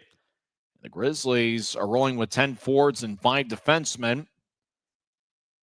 And it looks like it's the forward unit of, well, John Gillette's out there. And Gillette so far tonight's been lined up with Friesen and Christoph Filion. Friesen will take the draw, but this time it's won by Tulsa. Easton Armstrong will slide it towards the right corner. McMaster will move it behind the net. Goulburn back to LeMaster. He'll feed it up top. So the Oilers get it back up top. High slot, lefty shot. That ricochets off the backboard. Tulsa gets it behind the net, but the puck was played with a high stick off the glass, and so the whistle blows as we played 45 seconds into the second period. It looks like the draw is going to come back towards neutral ice. So faceoff's going to be near the Tulsa bench. Same 3 forwards for the Grizzlies, Gillette, Friesen, and Christoph Filion, who signed with the Grizzlies earlier this week. He's got outstanding speed. He was part of Quinnipiac University's 2023 National Championship Club. As the Oilers win the faceoff, they get it in deep. Armstrong gets held up along the boards by Gillette. Now Armstrong trying to fire towards the net. It's sticked away and it flies out of play. And we get our third whistle of the second period, 58 seconds in. So draw is going to stay in the Grizzlies zone. And Utah will switch up forwards once again. This might be the line of Genev, Ricketts, and Ness. And that 3-man unit certainly produced quite a bit in the first period. Genev 1 goal and 1 assist, Ricketts 2 assists, and Griffin Ness with a goal, and that was just about 9 minutes into the first period. Draw won by, I think Utah ended up getting the face-off. As the Grizzlies will sky it out towards center ice, gloved and dropped by Ricketts, and he'll dump it in. Actually, J.C. Campagna's on the ice right now, number 27 for the Grizz. He signed earlier today. He played in 12 games for the Grizzlies during the 2023-24 season. He's played with 10 different league teams, including the Tulsa Oilers. Campagna behind his net. He'll drop it off. He had a career year with the Fort Wayne Komets, did Campagna, where he had 35 goals and 14 assists during the 2018-2019 season.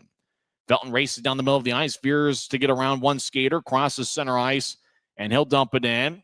Oh, I think a basketball screen was set at center ice, and yeah, it's going to be an interference minor on the Grizzlies. Reed Lepster shakes his head back and forth, but he's going to go to the box. Felton, as he was crossing center ice, veered off to the left, or veered to his right, and Lepster threw a basketball screen at an Oiler, and one of the referees spotted it. So 18:22 is left in the second, and the Oilers will be on the power play for the first time tonight. Apparently, if you're tuned in on Flow Sports, you can hear Zach Reynolds, the Tulsa broadcaster. So I guess on Flow Sports, and I don't have, I guess you can hear Zach Reynolds. And so hopefully they'll get fixed, but I guess they got both of us on there at the same time. As a draw, won by the Grizzlies, it moves back to center ice. As we played about 2 minutes into this second period, and the Oilers start a power play. Tulsa is exactly 10% on the power play this season. Grizzlies penalty kill is 84.4%. Now we get a whistle at neutral ice as the Grizzlies did a pretty good job building a little bit of a wall at their blue line. Draw is going to come back towards center ice. It is going to be a center ice face-off. 1:43 is left in Tulsa's power play. Manning will take the face-off, but it's won by the Oilers. As Tulsa dancing around from left to right. Grizzlies from right to left here in the period. As Tulsa will backhand it in. Salem behind his net. He'll get the puck. He'll dance around. Ends in the area as well. As 3 of the 4 Grizzlies now in the pile. Luke Manning looking nearby near the Grizzlies net. Tulsa comes out with the puck and they'll feed it up top. Bianca Batuka back towards the right side. As the Oilers dance around. Lefty shot. Blocker saved by Wells. And the puck back towards the left wing. Oilers get it back up top. Now to the right side. Tulsa dancing around. Now they'll feed it back up top. Bianca Batuka with a righty shot, and that's blocked before it gets to Wells. Halfway through the power play. As the Oilers get it behind Wells' net. Tulsa drops it back for the left side. As the Oilers spread the ice, now they get back up top to Bianca Batuka. He'll move it towards his right. Now back to Bianca Batuka. One-timer. A save by Wells. He holds on with 45 seconds left in the Tulsa power play, their first of the game. Grizzlies have been pretty strong on the penalty kill this season. Utah's penalty kill is 38 for 45, and they are 26 for 30 on the road this season.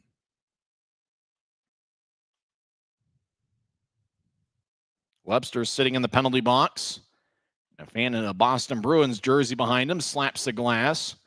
Tulsa wins the face-off there in the offensive zone. Legrone gets it across and glanced off the skate of Kevin Gorsey, or G-U-R-S-O-Y. He replaced Fitz in the lineup this evening. Left side shot saved by Wells. Now Gorsey gets the puck. They'll feed it up top. Oilers fire a shot and they score. Drew Elliott fired from the left point. And I don't know if it got redirected on the way, but the Oilers get a goal. Tyrell Goulbourne believes that he scored, redirecting the Elliott shot. And it's a power play goal for the Oilers. And they cut into the lead. Yeah, it was tipped by Goulbourne. As puck looked like he was sailing towards Wells' glove side. Goulbourne got a piece of it, redirected it. And it's a power play goal for Tyrell Goulbourne, who gets his 3rd goal of the season.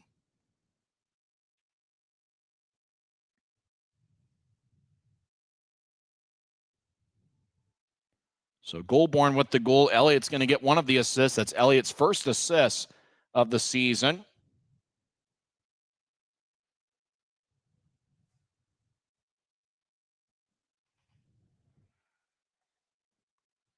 Now the puck goes on towards Wells. 16:38 left in the second. Utah leads 2-1, but the Oilers cut into the lead. They have a power play goal in back-to-back games.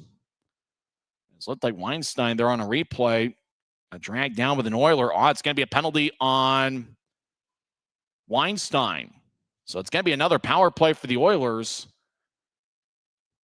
And Weinstein, I'm not sure he can repeat what he said, but he was disappointed in the call. As Weinstein's in the box, Tulsa is on a power play. Oilers have a little bit of momentum. Bianca Batuka fires towards the net, and that one's blocked away. Utah leads 2-1, but Tulsa is on another power play. Bianca Batuka gets back on the right side over to Gorsey. He'll take a righty shot, and that's blocked away by Wells. Now Bianca Batuka, he'll fire towards the net and a score, and the Oilers tie it up. 2 power play goals, and the Oilers have come out strong. Bianca Batuka talking it over, and maybe that one got redirected as well as Easton Armstrong skates to the bench first. And just like that, we're tied at 2.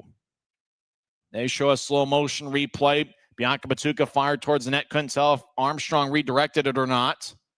As it's a power play goal. It was up high, but the Grizzlies didn't argue that it was played with a high stick. They shadow Easton Armstrong, so it looks like he got a piece of it as he gets a pat on the head So 2 power play goals, and both of them on redirections on shots that were taken from the point. This one in the high slot, and Armstrong believe he got a piece of the Bianca Batuka shot. So 2 power play points for Bianca Batuka, who picked up an assist on the Goulbourne goal. And now we're tied at 2, just like that. 2 power play goals for the Oilers. And it's anybody's game now, as the Oilers have a bit of a shot advantage in this second period. Now the Oilers have a 2-on-1. Bianca Batuka to the right side. Now everybody skates in. Bianca Batuka, he fired towards the net, and it gets redirected, and it goes out of play. 15:55 left in the second, but just like that, we've got a brand new game.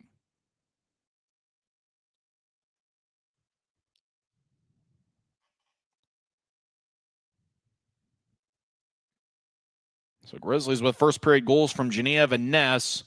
Tyrell Goulbourne got a power play goal, 3:13 in, and then Weinstein got a holding minor, 3:22 in. So that was 9 seconds after Tulsa's first goal, and they're still looking it over as to who gets credited with the second goal. Armstrong believe he redirected it.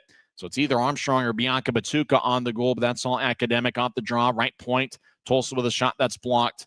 Grizzlies had a strong shot advantage in the first period, but Tulsa's come out with the first 6 shots of the second frame. So we're tied at 2. Grizzlies get pushed towards the board, skating 5-on-5. Oilers over the offensive line, and boy, they've had a lot of offensive zone time here so far in this second period. Puck up top as Filion will push it out to center ice. Oilers back deep in their own zone as we're skating 5-on-5. Tulsa will loft it back towards Utah ice. Grizzlies get it as Weinstein. He'll move it ahead towards the right wing. Grizzlies dump it in. As now behind the net, Tulsa stops on a dime. Tulsa's a pretty good skating team. They know how to play on that slushy thing they call ice over at BOK Center. Puck towards center ice. Grizzlies trying to yank it away. Now Utah over the offensive line. Ness skates towards the high slot. They go righty. Shot, he scores!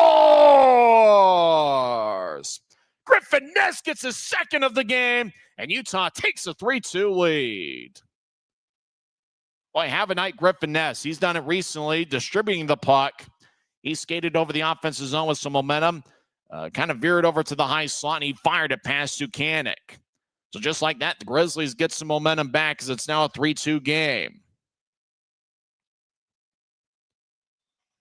So Ness with the goal, Ricketts with an assist. That would be Jack Ricketts' 3rd assist of the game. So now the Grizzlies have a 3-2 lead as we played 5 minutes of this second period. It's been a very entertaining one, although, Tulsa had plenty of momentum in the first 5 minutes of the second period, and Griffin Ness just kind of got it right back. Now the Grizzlies moving out towards center ice. The puck was in the Grizzlies zone. Utah skates in from the right wing. Now the Grizzlies from the right corner slide went on towards Sukanik, who covers up. Ness's goal scored 4:55 into the second period as Utah now leads 3-2. So being an offensive zone draw, Utah's looking for a 2-game sweep in this weekend series. Grizzlies got a 3-1 victory last night as they got goals from Evan Friesen, Reed Lubster, and Garrett Pike. And if you joined us late, Pike was traded in an AHL deal from the Colorado Eagles to the Hershey Bears. Grizzlies get it right point. That shot by Colby Enns is blocked before it gets towards Sukanik, as the box score on the ECHL app has it as a 3-1 game, but we do know it's 3-2 as Tulsa did get 2 power play goals. And Oiler races towards the bench without a stick. Easton Armstrong, second-year pro, played with Atlanta last year. He'll dump it in and got redirected at neutral ice. Grizzlies back deep in their own zone. Aiden Hansen-Bukata, rink wide feed, angle left, and goes to center ice. Filion will move it ahead to Gillette at the Tulsa line. Gillette drives it in. As the Oilers spread the ice, Gillette comes off the ice, and looks like the whistle blows. There was action behind Tulsa's net, and looks like a penalty might have been called. 14:03 left in the second. Now it just looks like a neutral zone draw as Utah leads 3-2.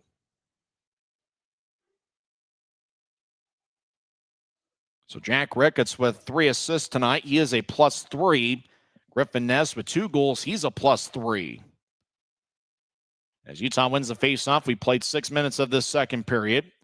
Utah will saucer it out to center ice. It goes towards the right wing. Grizzlies chase after it, but Tulsa gets there first. Utah gets hit up high at neutral ice, and that was Ricketts skating in. Geneva, right side shot saved by Sukanik. As Ricketts looks at one of the referees, and he believes he got hit up high. Looked like he did, but no call. Well, Griffin Ness gets his second of the game. Tulsa scored 2 power play goals, and Utah leads 3-2. This is the Grizzlies Hockey Network. Every new day is a chance to be kinder to your body and your mind. U of U Health is here to help you build strength and confidence every day. Let us help you be a better you.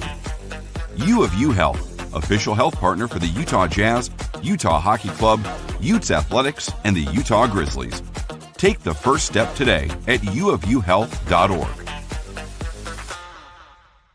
From commercial to recreational truck accessories, Mountain Land Truck Outfitters has got what you need. Flatbeds, spray and bed liners, lifts and leveling kits, wheels and tires. Mountain Land Truck Outfitters proudly uses a brand you know and trust. And with our experienced, knowledgeable, and friendly staff, your visit here will be informative and enjoyable. Stop into our convenient location in Provo at 265 South 100 West or call 801-225-4637 to get a quote for your fleet or individual truck. Mountain Land Truck Outfitters.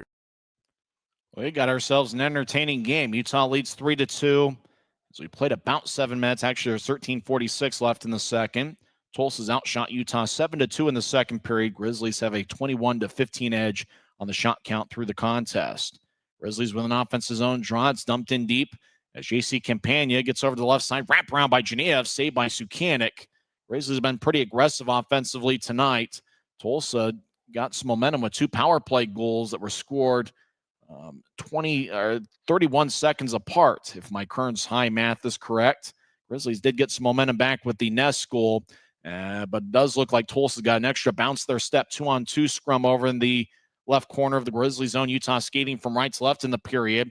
And now Gillette joins the play. I'll make that Weinstein. Weinstein dumps it towards the right side. He picked up his first pro point with an assist in the first period. Puck is lofted over an Oiler. Genev gets the puck left side. He'll take a lefty shot.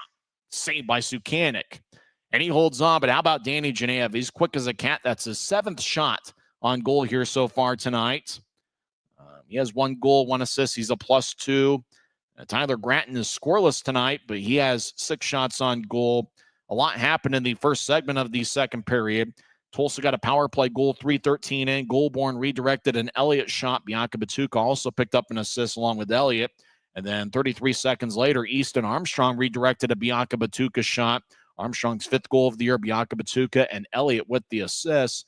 And then Jack Ricketts assisted on Griffin Ness's goal. Ricketts has 3 assists tonight. It's Ricketts' first multiple-point game of the season.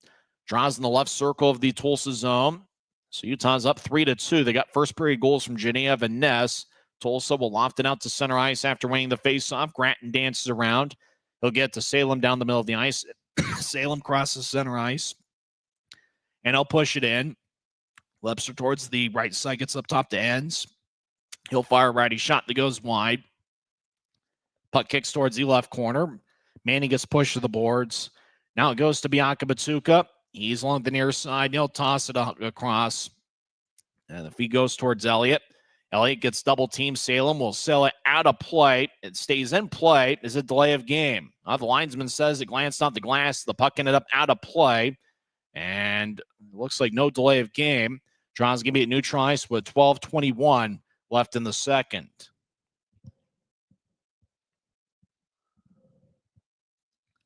So both teams will switch up skaters. And if you joined us late, the Grizzlies are rolling with just 15 tonight.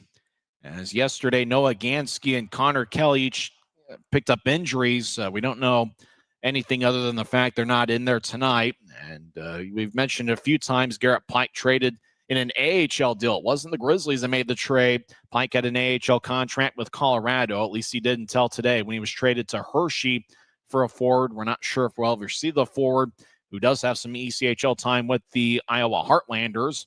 Right side, Tulsa will slice it across, puck towards the left point. Oilers trying to fire away, and it's blocked by Utah. Grizzlies race towards the offensive line. Right side, righty shot. Glove saved by Sukanik, and he holds on. It looked like that was Griffin Ness on hat trick watch. It was Ness that raced after a loose puck, got it in the right side, and he fired away. It looked like the shot would have gone high or wide, but it was gloved by Sukanik to stop play. Grizzlies will have an offensive zone draw. If you're talking about productive forward lines, We haven't seen Genev, Ness, and Ricketts play together all that often, but that three-man unit has produced all three of Utah's goals. Genev and Ness in the first period, and then in the second period, Ness scored again with Ricketts getting the assist in all three of the goals. And apparently, if you're tuned into Flow Sports, you're getting both broadcasts. I guess you're hearing Zach Reynolds' broadcast on the away feed as well. Siren pass, shot, and that one goes wide. Oh, Campagna had a good look from Felton in front of the net. Now Campagna gets pushed in the right corner. Friesen tries to join the play. Campagna gets pushed by Connor Smith. Smith with an NHL contract with the Anaheim Ducks. It's affiliate night. Campagna gets hit in the back. Now Campagna gets to the right side. They'll skip it from one corner to the other. Puck to the left corner. Friesen tries to get around Smith, and Smith pushed Friesen towards the ice. Now Connor Smith, who goes 6'6" and 230 pounds, gets the puck, and he'll tap it out to center ice. Right wing feed as the Oilers skate over the offensive line. They get divorced from the puck on a good defensive play by Aiden Hansen-Bukata. We're about 9 minutes into the second period. Utah leads 3-2. Hansen-Bukata has the puck as both teams will switch up skaters. Hansen-Bukata behind Utah's net. Grizzlies skate from right to left in the period. Bukata over towards Weinstein. Weinstein dumps it in, but it looks like the Grizzlies are called for icing as there's 10:48 left in the second. So draw's going to come back towards Dylan Wells. Last night it was Kyle Kaiser who saved 32 of 33 so far this evening. Wells has saved 13 of 15, but both of the Tulsa goals were redirections on shots from the point, or one was from the left point, the other was from the high slot. And so there's not a whole lot a goaltender can do there except for maybe guess as to where the redirection is going to end up. And with the thing coming at about 80 miles an hour, and certainly at the rate of speed that a shot can come in from up top, you can't really blame any of those on Dylan Wells, because both of those were redirections out in front. Manning will take the face-off against Owen Lindmark. Lindmark, a recent signee of the Oilers. As a draw won by Utah, Tyler Gratton will race out to center ice. Gratton gets it knifed away, gets it back near Tulsa's bench. Gratton backhands it in. Tyler Gratton has 6 shots on goal so far for the Grizzlies tonight, but believe it or not, that's not the team lead, as Genev has 7. Tulsa dumps it in from center ice as Bukata lays it for Weinstein, who taps it off the glass as Gratton gets pushed along the boards. And Manning looking, trying to join the play. Now the puck goes up top. Tulsa gets it back to the right side. Bianca Batuka gets spun around by Gratton. Tulsa gets in deep. Elliott near goal line. Shot saved by Wells. He holds on with 10:15 left in the second.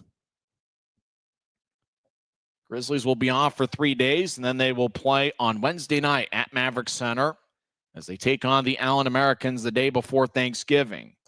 Get your tickets to UtahGrizzlies.com. Both teams will switch up skaters. Grizzlies in a black jersey with white numbers and professional green trim, and the Oilers are in an Anaheim Ducks themed jersey. Pretty good crowd last night of over 8,600. Looks like they got about a similar crowd here this evening.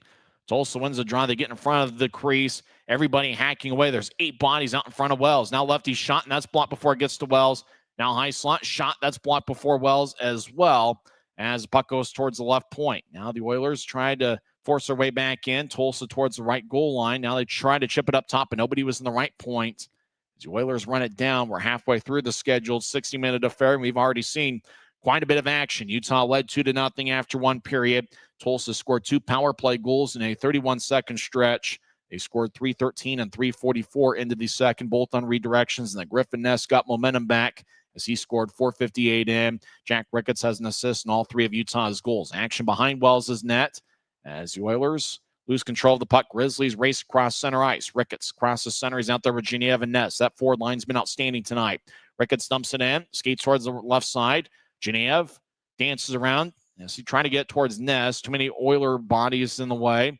Tulsa crosses center ice. Grizzlies try to yank it away, but the Oilers dump him in.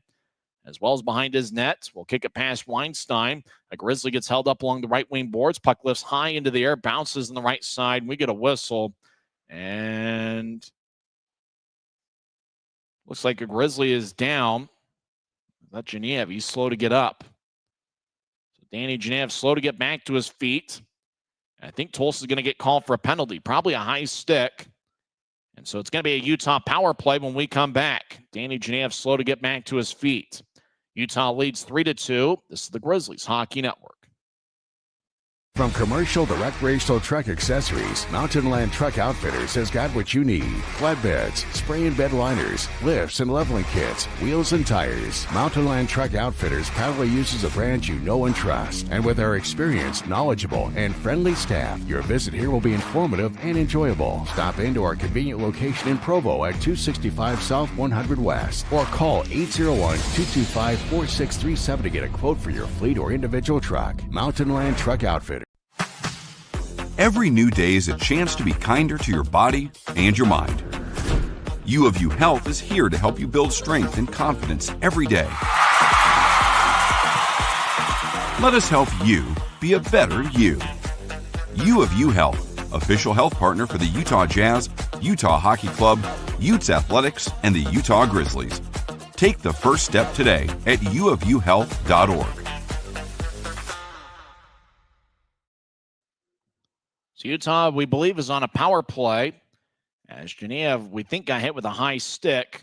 And it is a power play for the Grizzlies. As Doogie Legrone got a cross-checking minor. Not a high stick, but a cross-checking minor, 11:01 in. Manning will take the drives out there with Lebster and Gratton. Up top is Ricketts and Hanson Bukata. Tulsa wins the draw. They'll clear it out to neutralize. Bukata backs it out into his own zone. Now move it to his left. Lebster over the offense line gets around one Oiler. And he'll zip it around the boards.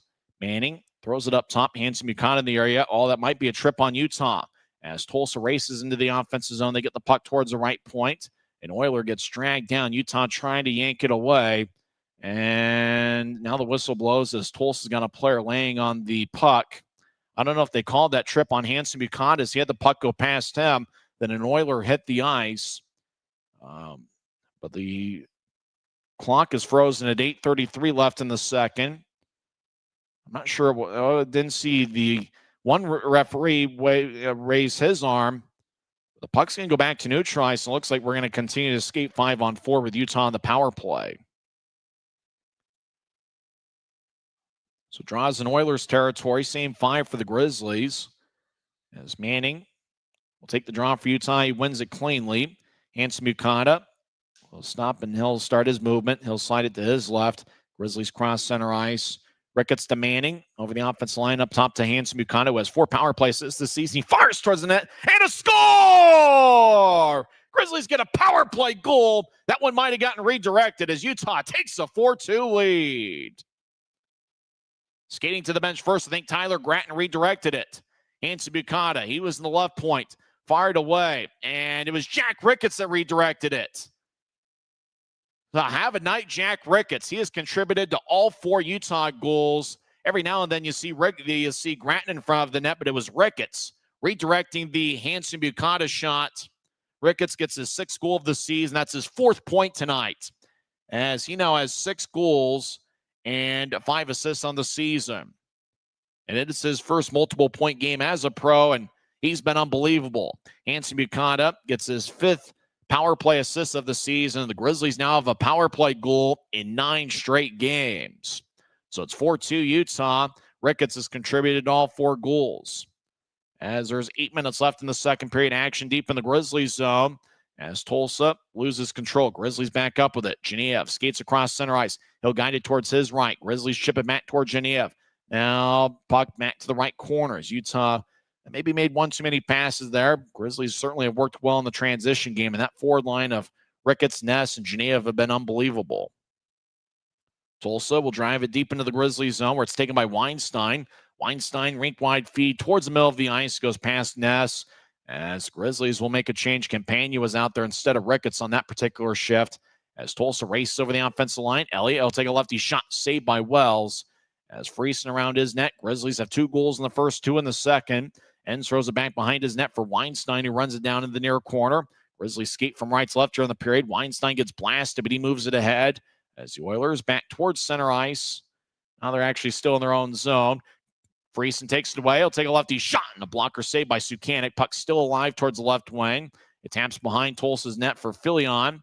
Gillette in the area. Tulsa literally kicks it from one corner to the other playing soccer. Puck up top and not out. Salem fires towards the net. It redirected and goes wide. Villian towards the right side. He gets pushed towards the glass. He loses his balance. Tulsa skates around their net. They'll tattoo it off the boards to center ice. Salem fires it back in. Puck roulettes around the boards as the Oilers skate around Sukanik's net. As Connor Smith will move it ahead. Puck skips deep into the Grizzlies zone. Pass was incomplete at the Utah line, so icing is on Tulsa as there's 6:28. That's the time remaining here in the second period. Ricketts' power play goal was assisted by Aiden Hansen-Bukata and Luke Manning. So Manning with an assist. He now has 5 on the year.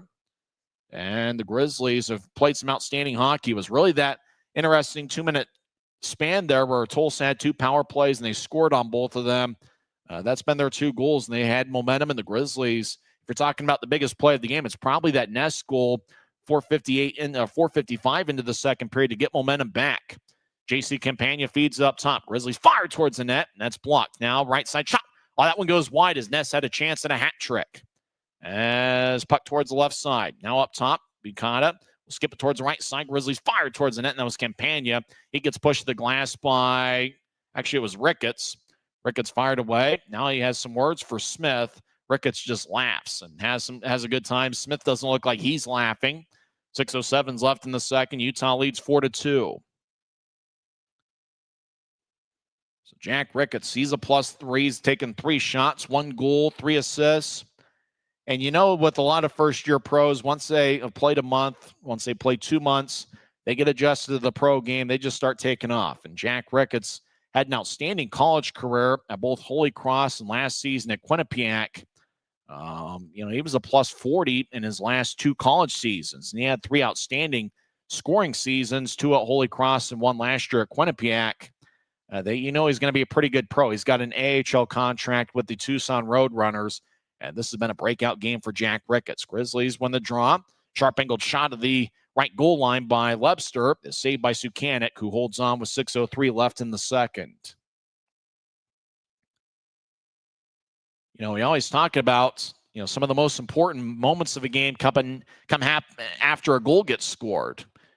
Tulsa early in the second period got another power play after Goulbourne redirected the shot for Tulsa's first goal. They got another power play, scored on that. And so that's why I think that the Griffin Ness goal to get momentum back on the Utah side, that was 4:55 into the second to make it a 3-2 game. That's the play of the game so far, as Ness has 1 goal and 2 assists.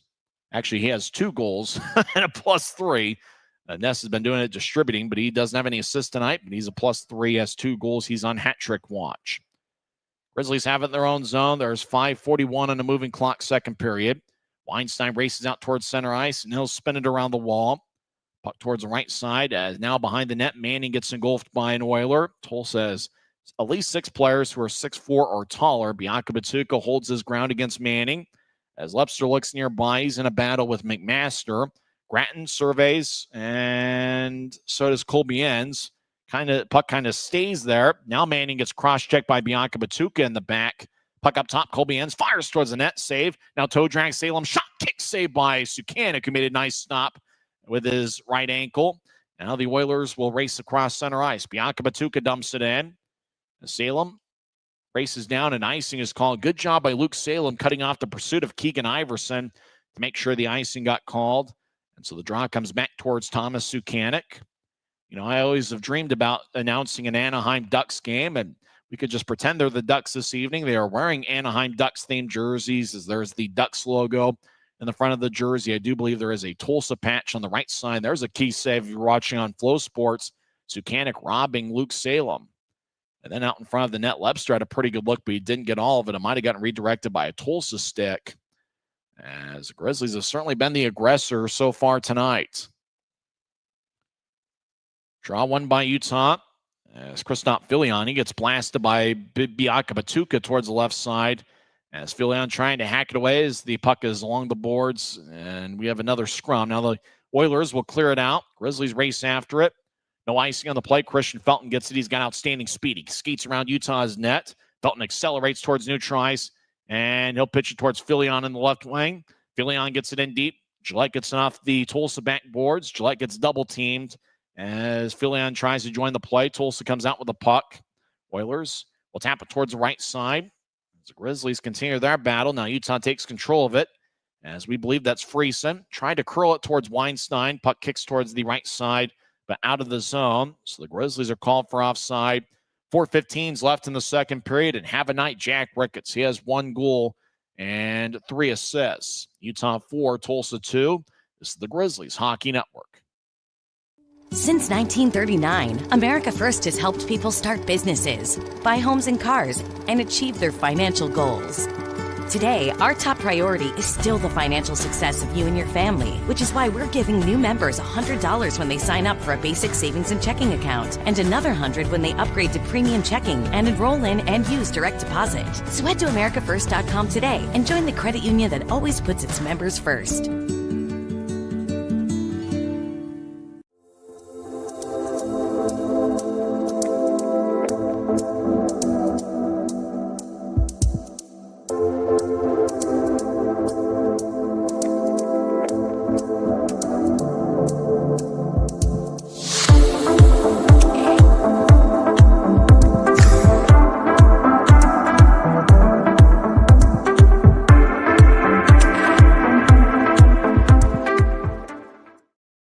The Grizzlies with 15 skaters tonight are looking outstanding, as they've had a pretty strong shot advantage throughout the game. Grizzlies are up to 31 shots. Tulsa has 16. Utah with a 12-8 edge in the shot count in the second period. And it's really been that forward line of Danny Genev, Jack Ricketts, and Griffin Ness that's gotten the job done. Ricketts has 1 goal and 3 assists. Genev 1 goal and 1 assist. Griffin Ness with 2 goals. All 3 of those players are a +3 for the Grizzlies tonight. As Weinstein and an Oiler get dragged down. Weinstein, well, an Oiler lost his stick. Let's see. Hooking's going to be the call. Who's going to be on? As there was a similar play that Weinstein got a penalty on early in the second period. As Weinstein and an Oiler look on, but who's the penalty on? It might be on Weinstein. Now, let's see. As an Oiler lost his stick, but it looks like it's the Oilers that pick up the penalty. And so it's going to be a Utah power play as Weinstein is going after a loose puck over in the right corner of the Grizzlies zone. But this time it's an Oiler penalty. And it was Lautenbaugh. Lautenbaugh had to get around the linesman, and then he just dragged down Weinstein, and the call was made by one of the 2 referees. So it's going to be a Utah power play. Grizz are 1 for 2 on the power play tonight. They have a power play goal in 9 straight games. Manning's out there with Webster, Gratton, and we believe Hanson, Bukata, and Ricketts are out there as well. Tulsa wins the faceoff. They clear it on towards Wells. And the Grizzlies goaltender drops it for Bukata. Less than 4 minutes left in the second period.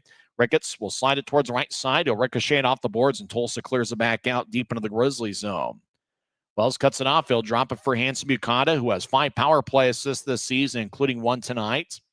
As the Grizzlies spread the ice, Utah crosses center. They'll chip it to Manning. Manning at the Tulsa line moves to the left corner. Now it goes, they try to get it back to Manning. Tulsa picked it off, and they'll hike it all the way back towards Wells. The Oilers will switch off skaters. 40 seconds into the power play, Hanson Bukata gets it. He surveys. Grizzlies appear to have switched up around Hanson Bukata. Rink wide feed angle left. As 2 Grizzlies were in the area, it was Ness and Genev. It goes past both, and it goes deep into the Oilers zone. Tulsa will clear it out once again. Oilers came into play 82.6% on the penalty kill. Grizzlies were 11 for 55 coming into play tonight. Salem leaves it for Felton, who accelerated towards him. Now Felton with a rink-wide feed angle right. Went towards Friesen. Friesen tried to advance it. Lost control, and Tulsa cleared it back out. Wells back behind his net. 40 seconds left in Utah's power play. Less than 3 minutes left in the second period. Grizzlies have been exciting here tonight. You got to get your tickets and watch them next week against a fun Allen Americans team. Genev over the offensive line, tried to negotiate his way around. He tried to fire to the net, and it was sticked away. Now Genev over to the right corner, gets double-teamed. Utah feeds it up top. Grizzlies get it towards Felton. One-timer saved by Sukanik. The Oilers clear it back out. Wells cuts it off in front of his crease. 15 seconds left in the power play. Now Wells will outlet it, sliding towards the far wing boards. Felton will pitch it ahead as Genev lays it for Ness. Griffin Ness has played outstanding tonight. Skates over the offensive zone, gets to Friesen on the left side. Friesen back off the backboards as Ness gets cross-checked in the back. Now Ness in the left corner gets it, and he gets pushed once again. Now Ness goes down. Freese in the area as he tried to get it up top. Tulsa took it away. Oilers 2-on-2 over the offensive line as they try to curl it towards the middle of the ice. Utah sticked it away back to center. Ness, it's Lattenbaugh in the back. Oh, and I wonder if a call was made or Lattenbaugh was skating over the offensive line. Now it looks like Griffin Ness has picked up a penalty as he dragged down Lattenbaugh from behind. So it looks like Griffin Ness goes to the box. 1:45 left in the second period. And so Utah is going to be on the penalty kill once again. Both of Tulsa's goals have come on the power play.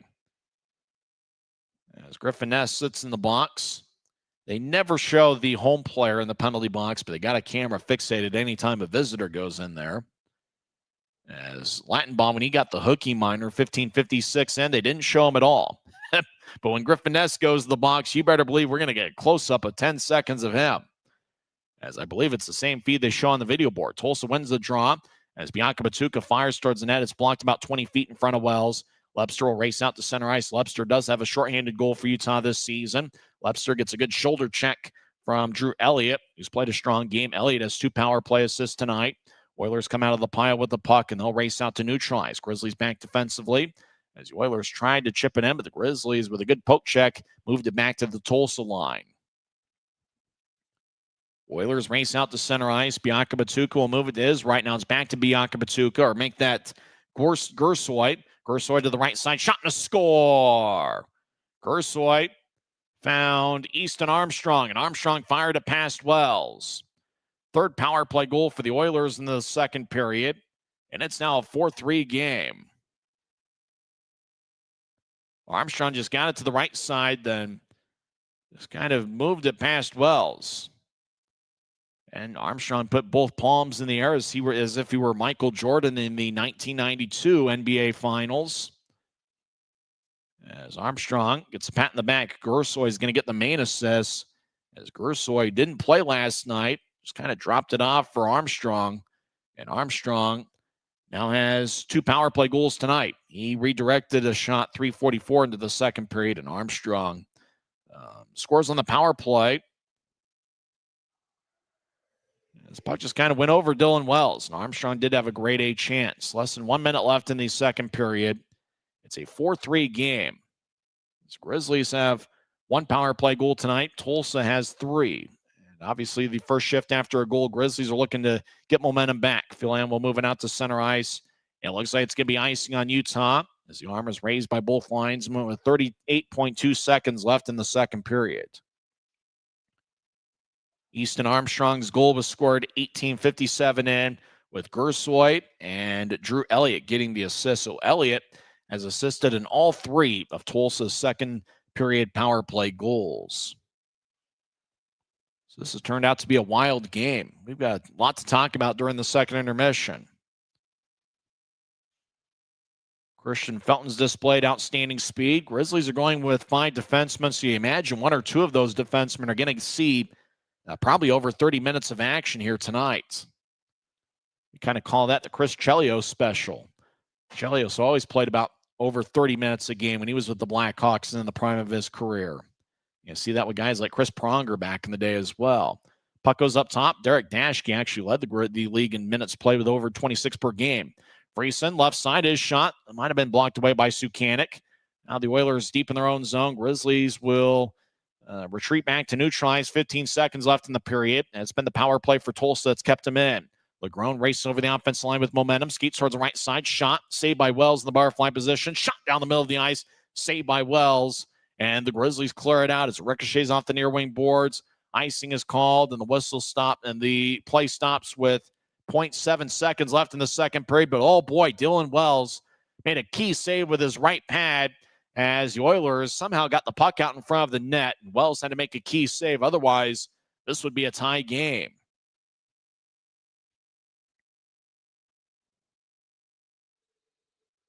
So it looked like everything was going well for the Grizzlies. Now you got to tip your hat to Tulsa. They kept battling, and it's been the power play that's kept them in. Tulsa's 3 for 3 on the power play. Utah's 1 for 3. Ness will take the face off. Lindmark will probably just try to fire it right off the draw towards the net. Now it looked like the Lindmark was trying to throw it back. Lindmark really needs to just take the stick and try to fire it towards the net right off the draw. That's the only chance Tulsa has of scoring here. Ness drops his stick. Lindmark drops his second. And that will do it for 40 minutes over at BOK Center. It's affiliation night over in Tulsa. And after the whistle, Bianca Batuka pushed a Grizzly out in front of Wells. And now Hanson Buchanan goes to take it up with his teammates. And now the linesman tells both teams to go to their respective dressing rooms. Bianca Batuka took it up. Weinstein and Bianca Batuka are having some verbs and nouns and adjectives towards each other. It looks like eventually both teams will cease and desist. We got a barn burner here tonight. Wasn't really thinking about that, especially when the Grizzlies had a 2-0 lead after one period. You got to tip your hat to Tulsa. They got it done on the power play. They scored 3 power play goals.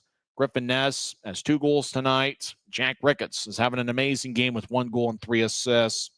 It looks like we got a fun one here in the final 20 minutes of the third period.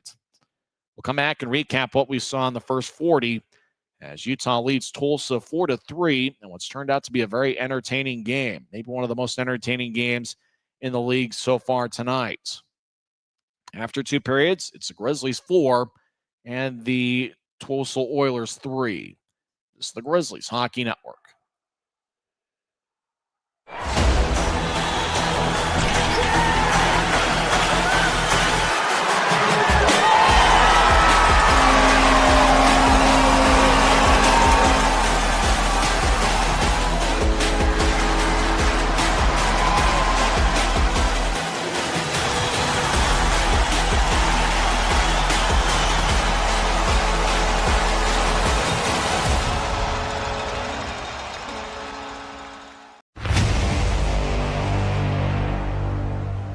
Tonight's game is brought to you by the ECHL, celebrating its 38th season of affordable family entertainment. The ECHL would like to thank everyone in attendance for your support of ECHL hockey. The ECHL would also like to recognize the following league sponsors: AMI Graphics, exclusive signage provider; Athletic Knit, official jersey supplier; Baron Rings, official championship ring supplier; BFL Canada Insurance and Sutton Special Risk, sponsors of the 2026 ECHL Hall of Fame induction ceremony; Dash, official mobile auction platform; The Fairley Group, official commercial insurance provider; Flow Sports, exclusive streaming provider; Hotel Planner, official hotel reservations partner; Howie's Hockey Tape, exclusive hockey tape and lace provider; In Glasgow, exclusive puck provider; Prolific One, exclusive secondary ticketing partner; and Warrior, exclusive on-ice equipment provider and title sponsor of the 2026 ECHL All-Star Classic. Catch all of the ECHL action live in high definition by logging on to flowhockey.tv. It looks like we got a fun one in store at BOK Center as Utah leads 4-3. Tulsa's gotten it done on the power play. They had 3 power play goals in the second period. Grizzlies had a 2-0 lead after one. Danny Genev got his 5th of the year. He made it a 1-0 game, 7-17 into the contest. Jack Ricketts and Sage Weinstein with the assist. And for Weinstein, that certainly was a notable point as it was his first as a pro. Weinstein is just 20 years old, and this is his 10th game as a Grizzly. He had 24 assists in 65 games last season with the Spokane Chiefs. So congratulations to Sage Weinstein on his first pro point. Less than 2 minutes later, Genev took a shot from the right side that bounced off of Sukanik's right shoulder, and Griffin Ness on a backhand attempt just kind of about knee-high just batted it. And it looked like it was kind of a changeup that just kind of squirreled its way airborne past Sukanik. And that was 8:59 into the first. Ness got his first of 2 goals on the night. Genev and Ricketts picked up the assists. Utah led 2-0 after one period. They outshot the Oilers 19-8 in the period. In the second frame, though, Utah just outshot Tulsa 13-12. Tulsa got an early second period power play when Reed Lepster got an interference minor 138 in, and it was late in the power play. There was about 25 seconds left in the man advantage. Drew Elliott took a shot from the left point. It got redirected by Tyrell Goulbourne, who found the back of the net. That was 3:13 into the second. There wasn't much Wells could do. It was a perfect tip by Goulbourne, who does have 2 years of NHL experience with the Philadelphia Flyers. He played in 11 games with Philadelphia. He didn't score a goal in the NHL, and really hasn't scored a ton of goals professionally. In fact, his best season goal-scoring-wise for Goulbourne, he had 9 goals in 63 games with the 2018-2019 Lehigh Valley Phantoms. But Goulbourne with good hands redirected the Elliott shot 3:13 into the second period. And then Tulsa got another power play 9 seconds later as Weinstein was going after a loose puck, and he dragged down an Oiler. Weinstein got 2 minutes for holding, 3:22 in, and 22 seconds into the power play, Easton Armstrong redirected a Jeremy Bianca-Batuka shot, and just like that, we were tied at 2 power play goals, 31 seconds apart. And what was a 2-0 Grizzlies lead turned into a 2-2 game. And we always talk about how the next shift after a goal gets scored, can you find a way to get the momentum back? And it looked like Tulsa was racing pretty hard in the next shift, but it was the second shift after the Armstrong goal where the Grizzlies found the back of the net again. Ness carried the puck in the offensive zone from the left side, kind of veered off towards his right, ended up in the slot, and Ness fired away past Sukanik for his second goal of the game and third of the season. Jack Ricketts picked up the lone assist on that goal that was 4:55 into the second. And how about that forward line of Ness, Ricketts, and Genev? They're playing together for the first time, and they've been unbelievable. Genev has 1 goal and 1 assist. Ricketts has 1 goal and 3 assists, and Griffin Ness has 2 goals, and they are all a +3 for Utah tonight. Grizzlies got Jack Ricketts' 6th goal of the year, 11:41 in. He was a power play goal. He redirected an Aiden Hansen-Bukata shot. Luke Manning also picked up an assist. Ricketts got his 6th goal of the season. Tonight is his first multiple-point game as a pro. Hansen-Bukata has 1 assist tonight. And with the power play assist, he now has 5 power play assists on the season. And he has a power play assist in back-to-back games. And for Luke Manning, he got his 5th assist of the year. And it was a 4-2 game. And it stayed that way until Griffin Ness got a cross-checking minor as Neuler was skating into the offensive zone from the left wing. Ness got him from behind. And on that power play, Easton Armstrong was all alone on the right side. He had a grade A chance and just kind of bounced it off the top of one of Dylan Wells' arms and into the back of the net. Armstrong's had an outstanding game. He has 2 goals, both of them on the power play. Gersoy and Elliott with the assist. Elliott has 3 assists tonight for Tulsa, all of them coming on the power play. And so that made it a 4-3 game, and that's where we sit after 40 minutes. Grizzlies have 32 shots through 2 periods. Danny Genev leads the way with 7. Tyler Granton has 6 shots, but Granton is still looking for a point. He does have a point in all 6 games in the month of November, and so his point streak is on the line in the 3rd period. Griffin Ness has 2 goals on 5 shots. Jack Ricketts 1 goal on 3 shots. Luke Manning and John Gillette, as well as Christian Felton, those 3 players have 2 shots each, and a handful of Grizzlies with 1 shot.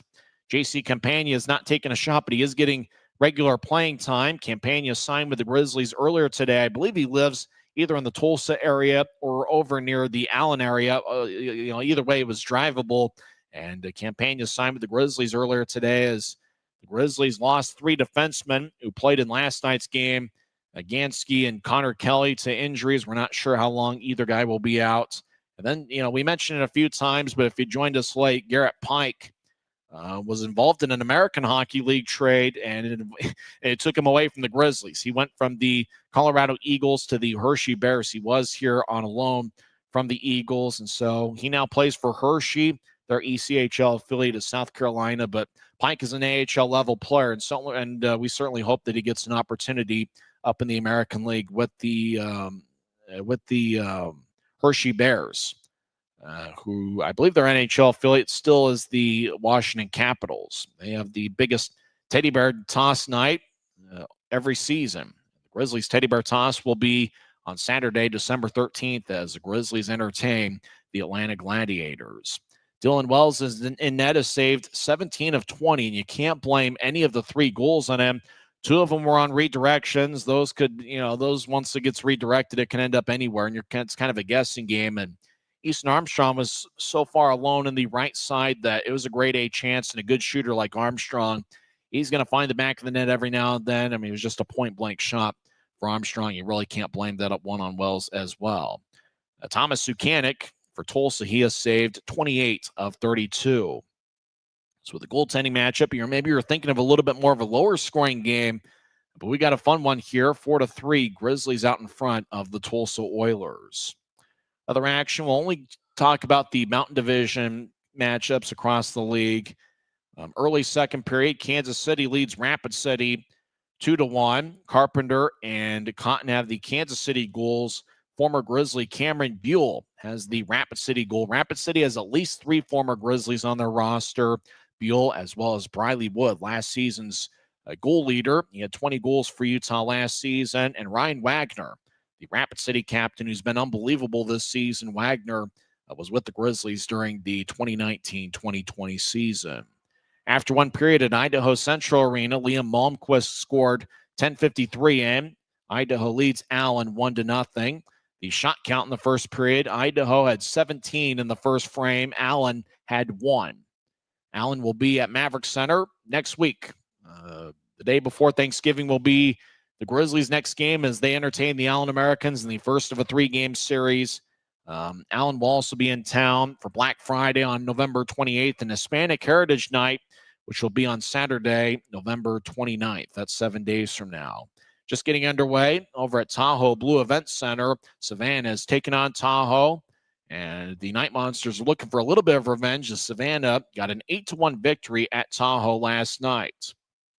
One other game involving a Mountain Division team, Wichita gets a 4-3 shootout victory at Toledo. As in the 4th round of the shootout, it was Donovan Huell who got it past the Toledo goaltender. Jay Dickman also scored in the shootout, and Wichita gets the victory on the road in a shootout, 4-3 over the Toledo Walleye. Guy Carenza and Jared Youngman's Atlanta Gladiators had a strong third period. They defeat Greenville 4-2. Don't forget the Atlanta Gladiators are going to be in for a 3-game series on December 10th, 12th, and 13th, where we reunite with Guy Carenza, who's in his first season as the voice of the Atlanta Gladiators.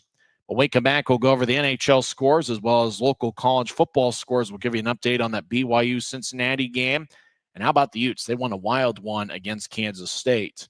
After 2 periods, the Grizzlies lead the Oilers 4-3. You're tuned into the second intermission report on the Utah Grizzlies Hockey Network. Maverick's new bean-to-cup machines always deliver a freshly ground cup of coffee on demand, so you can enjoy any of our premium roasts at their best, day or night, hot or iced. Enjoy a fresh cup today.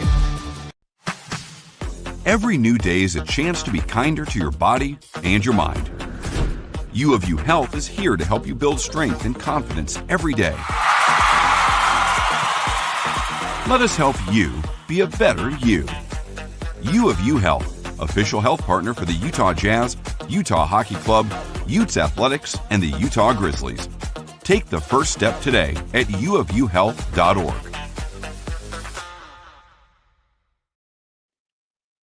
The Grizzlies NHL affiliate, the Colorado Avalanche, are in action. They are taking on Nashville. And early in the third period, 17-16 is left. Avalanche lead 1-0. The lone goal in the game was scored 15 seconds into the contest as Brent Burns got his second of the year. Predators have outshot the Avalanche 27-17, but it's Colorado that maintains an early third period 1-0 lead. Over at Delta Center, the Utah Mammoth and New York Rangers are tied at 1 after 20 minutes of play. J.J. Paterka got his 9th goal of the season. He scored 10:08 in with Nate Schmidt and Jack McBain getting the assist. And then Gavrikov scored his 3rd of the year, 15:19 in with Adam Fox and Mika Zibanejad getting the assists. Mammoth have outshot the Rangers 13-12, and they've got an interesting one going at Delta Center as the Mammoth and Rangers are tied at 1. Jonathan Quick is getting the start in net for the Rangers. He has saved 12 of 13, and for the Mammoth in net, it is Karel Vejmelka. Veggie has saved 11 of 12. Other action across the National Hockey League. Let's go over the final scores. Senators defeat the Sharks 3-2. Lightning get a 5-3 victory over the Capitals. Former Grizzly Charles Edward Dastu had 1 assist for Tampa Bay in the victory. Dastu blocked 6 shots in the first 2 periods, and that's what he ended up with throughout regulation. He played 18 minutes and 49 seconds. He played in 25 shifts. He had 1 assist. He was a -1 and had 1 giveaway. Charles Edward Dastu now has 5 assists for the Tampa Bay Lightning this season, and Tampa gets a 5-3 victory over the Washington Capitals. The Kraken in overtime defeat the Penguins, a 3-2. That game played in Pittsburgh. Brandon Montour scored the overtime game winner 4-10 in. The Flyers defeat the Devils 6-3 in a rematch of the 1995 and 2000 Eastern Conference Finals. And both of those series were won by the Devils. Flyers get a little bit of revenge tonight. They win 6-3. There are players that are on the ice for both teams who weren't even born when they met in the Eastern Conference Finals in 2000. Oilers get a little bit of revenge, albeit just in the regular season. They defeat the Panthers 6-3. Connor McDavid scored an empty net goal with 2 minutes and 40 seconds left in regulation as the Oilers come away with a 6-3 victory on the road in Florida. Canadians defeat the Maple Leafs 5-2. No doubt that game was broadcasted on Hockey Night in Canada. William Nylander and Ekman Larsson had the Maple Leafs goals in the loss. Josh Anderson scored 2 goals for the Canadians. It's not the same Josh Anderson that was a defenseman for the Grizzlies during the 2018-2019 season. Blues defeat the Islanders 2-1. In overtime, the Red Wings get an overtime game winner from Alex DeBrincat, 1:50 in. Detroit defeats Columbus 4-3. Getting underway in a few minutes, Stars are at the Flames, and the Golden Knights are at the Anaheim Ducks. Golden Knights will be back at Delta Center on Monday, taking on the Utah Mammoth. And if you're watching tonight's Grizzlies-Oilers game from Flow Sports, you do see a bit of a resemblance to the Anaheim Ducks, as it's affiliate night over at BOK Center. The Anaheim Ducks are the NHL affiliate of the Oilers, and the Oilers tonight are wearing Anaheim Ducks-themed jerseys. When we come back, we will go over some other college football scores, and also we're about set for third period action as well. After 40 minutes of play, the Grizzlies lead the Oilers 4-3, and it's been the forward line of Griffin Ness, Danny Genev, and Jack Ricketts have gotten the job done. Ricketts has 1 goal and 3 assists. Genev 1 goal and 1 assist. Griffin Ness has 2 goals. All 3 of those forwards are a +3 for Utah. We'll come back in 1 minute and have third period action. Utah leads Tulsa 4-3.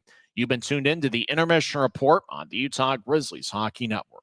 From commercial to recreational truck accessories, Mountain Land Truck Outfitters has got what you need. Flatbeds, spray and bed liners, lifts and leveling kits, wheels and tires. Mountain Land Truck Outfitters proudly uses a brand you know and trust. And with our experienced, knowledgeable, and friendly staff, your visit here will be informative and enjoyable. Stop into our convenient location in Provo at 265 South 100 West or call 801-225-4637 to get a quote for your fleet or individual truck. Mountain Land Truck. Les Schwab changed the tire game more than 70 years ago. Today, we still believe that you should get more from less. Like exclusive tires we design ourselves means more tires made for the roads that you drive, less compromise. And we include America's best tire warranty in every tire we sell. It's more unbeatable warranty, less charging you extra. And our 60-day satisfaction guarantee means you'll be way more satisfied and way less stressed. For all this and more, you get more from less. We're about set for third period action over at BOK Center. I'm Tyson Whiting, hanging out at the Grizz Cave just outside the Grizzlies team store. University of Utah got a 51-47 victory over Kansas State. Utah is now 9-2 on the year. Early third quarter, BYU leads Cincinnati 10-7. BYU not only needs to win, but they need to win with a little bit of style. Grizzlies will start the third period with the forward line of Tyler Gratton, Luke Manning, and Reed Webster, and a defensive pairing of Luke Salem and Christian Felton. Grizzlies are going with 10 forwards and 5 defensemen tonight. We will skate 5-on-5 as the Grizzlies have 4 goals tonight. All 3 of Tulsa's goals have come on the power play. Utah has 1 power play goal tonight. Their other 3 goals were scored 5-on-5. Utah wins the draw. Felton will tattoo it off the near boards as it goes past Webster as they try to get towards Manning. Tulsa over the offensive line. Webster chips it back to center ice. So the Grizzlies have outscored the Oilers 3-0 in 5-on-5 situations so far. Grizzlies will nudge it ahead towards neutral ice. And it goes into the Oilers zone. Run down by Jeremy Bianca-Batuka, the nephew of former NFL running back Tim Bianca-Batuka. Mike McKee in his 9th year with the Oilers drops it off as the Oilers over the line, but they're offside as we get our first whistle 34 seconds into the third period. Utah, they're looking for a 2-game weekend sweep. They won 3-1 last night. As Draw's going to be at neutral ice, Grizzlies will be back on the Maverick Center ice on Wednesday night against the Allen Americans. Get your tickets at UtahGrizzlies.com. Utah will also be at Maverick Center next Friday and Saturday, Black Friday, and then Hispanic Heritage Night, which will be on November 29th. Grizzlies rink-wide feed, angled towards the near side. It's picked off. Colby ends in the area as he throws an Oiler towards the boards. Grizzlies recover. Puck goes up top. Tulsa gets a loose puck. As Connor Smith chips it in deep towards the left corner, Colby ends in the area as an Oiler tries to tap it away from him. Ends and Ness hold their ground. Puck goes up top. Ricketts will move it out to center ice. Ricketts with a career-high 4-point game tonight. Gets to the high slot. Fires lefty shot. Saved by Sukanik. And he holds on. Grizzlies will have an offensive zone draw with 18:55 left in the third. For Ricketts, it's his first multiple-point game as a pro. In terms of multiple-point games coming into play tonight, Grattan leads the way with 3. Genev with a multiple-point game tonight. He joins Grattan on that list. Aiden Hans-Bukata, Webster, Pike, and Timo Feyev each have 2 multiple-point games on the season. Griffin Ness with the 2 goals. That's his second multiple-point game of the year. As Grizzlies out towards center ice. And puck bounces towards the bench area. Grizzlies bench is towards the left side of center ice on the far side as we see it on Flow Sports. Grizzlies get it towards Campagna. He fires a lefty shot, and that's blocked away. Campagna tries to hold the line, but it glanced off of his stick. Puck back to the Utah line. Weinstein ahead to Webster. Webster tried to chip it in, but it was taken away. 2 Oilers collide. Now left side, Grizzlies skate in. As Manning lost control, he gets it back to the right side. Up top to Felton, a fire righty shot. And it gets redirected by Campagna, but somehow Sukanik made the save. Well, I'm not sure if Campagna got a piece of it or not, but Sukanik had to react quickly to make a glove save as he holds on. Grizzlies will have an offensive zone draw. Campagna tried to act as a screen. Christian Felton's been pretty aggressive offensively here tonight. Boy, the play started with 2 Oilers colliding over in the left point of their own zone, and then the Manning skated in, kind of veered off to the right, lost control of it, got it back, and then fed it up top for the shot. Grizzlies win the faceoff. They're in the offensive zone. Ends fired it towards the right circle, and it's blocked. And now towards the high slot, lefty shot bounces in. As Philion bouncing off the Sukanik, gets it back. He'll throw it towards Ends. Righty shot, and that's blocked before it gets to Sukanik. The Oilers trying to chip it out to center ice. Goes towards Connor Smith, and he'll slide it ahead. Foot race towards the Grizzlies zone, and icing is on Utah. Good job by the Grizzlies to get back defensively. Couldn't quite tell who that was. It might have been Salem. And it actually was Luke Salem. He was out there with Ends. Grizzlies going with 5 defensemen. You know, they're playing pretty evenly in terms of playing time. There is going to be a couple defensemen who are going to get well over 30 minutes on the ice tonight. Referee Jake Paw has the puck, and he'll drop it in the right circle. Manning's out there with Grattan. Grattan's still looking for a point tonight. He has a point in 6 straight games. Grattan gets knocked down as a stick got broken at the faceoff circle. The Oilers stop.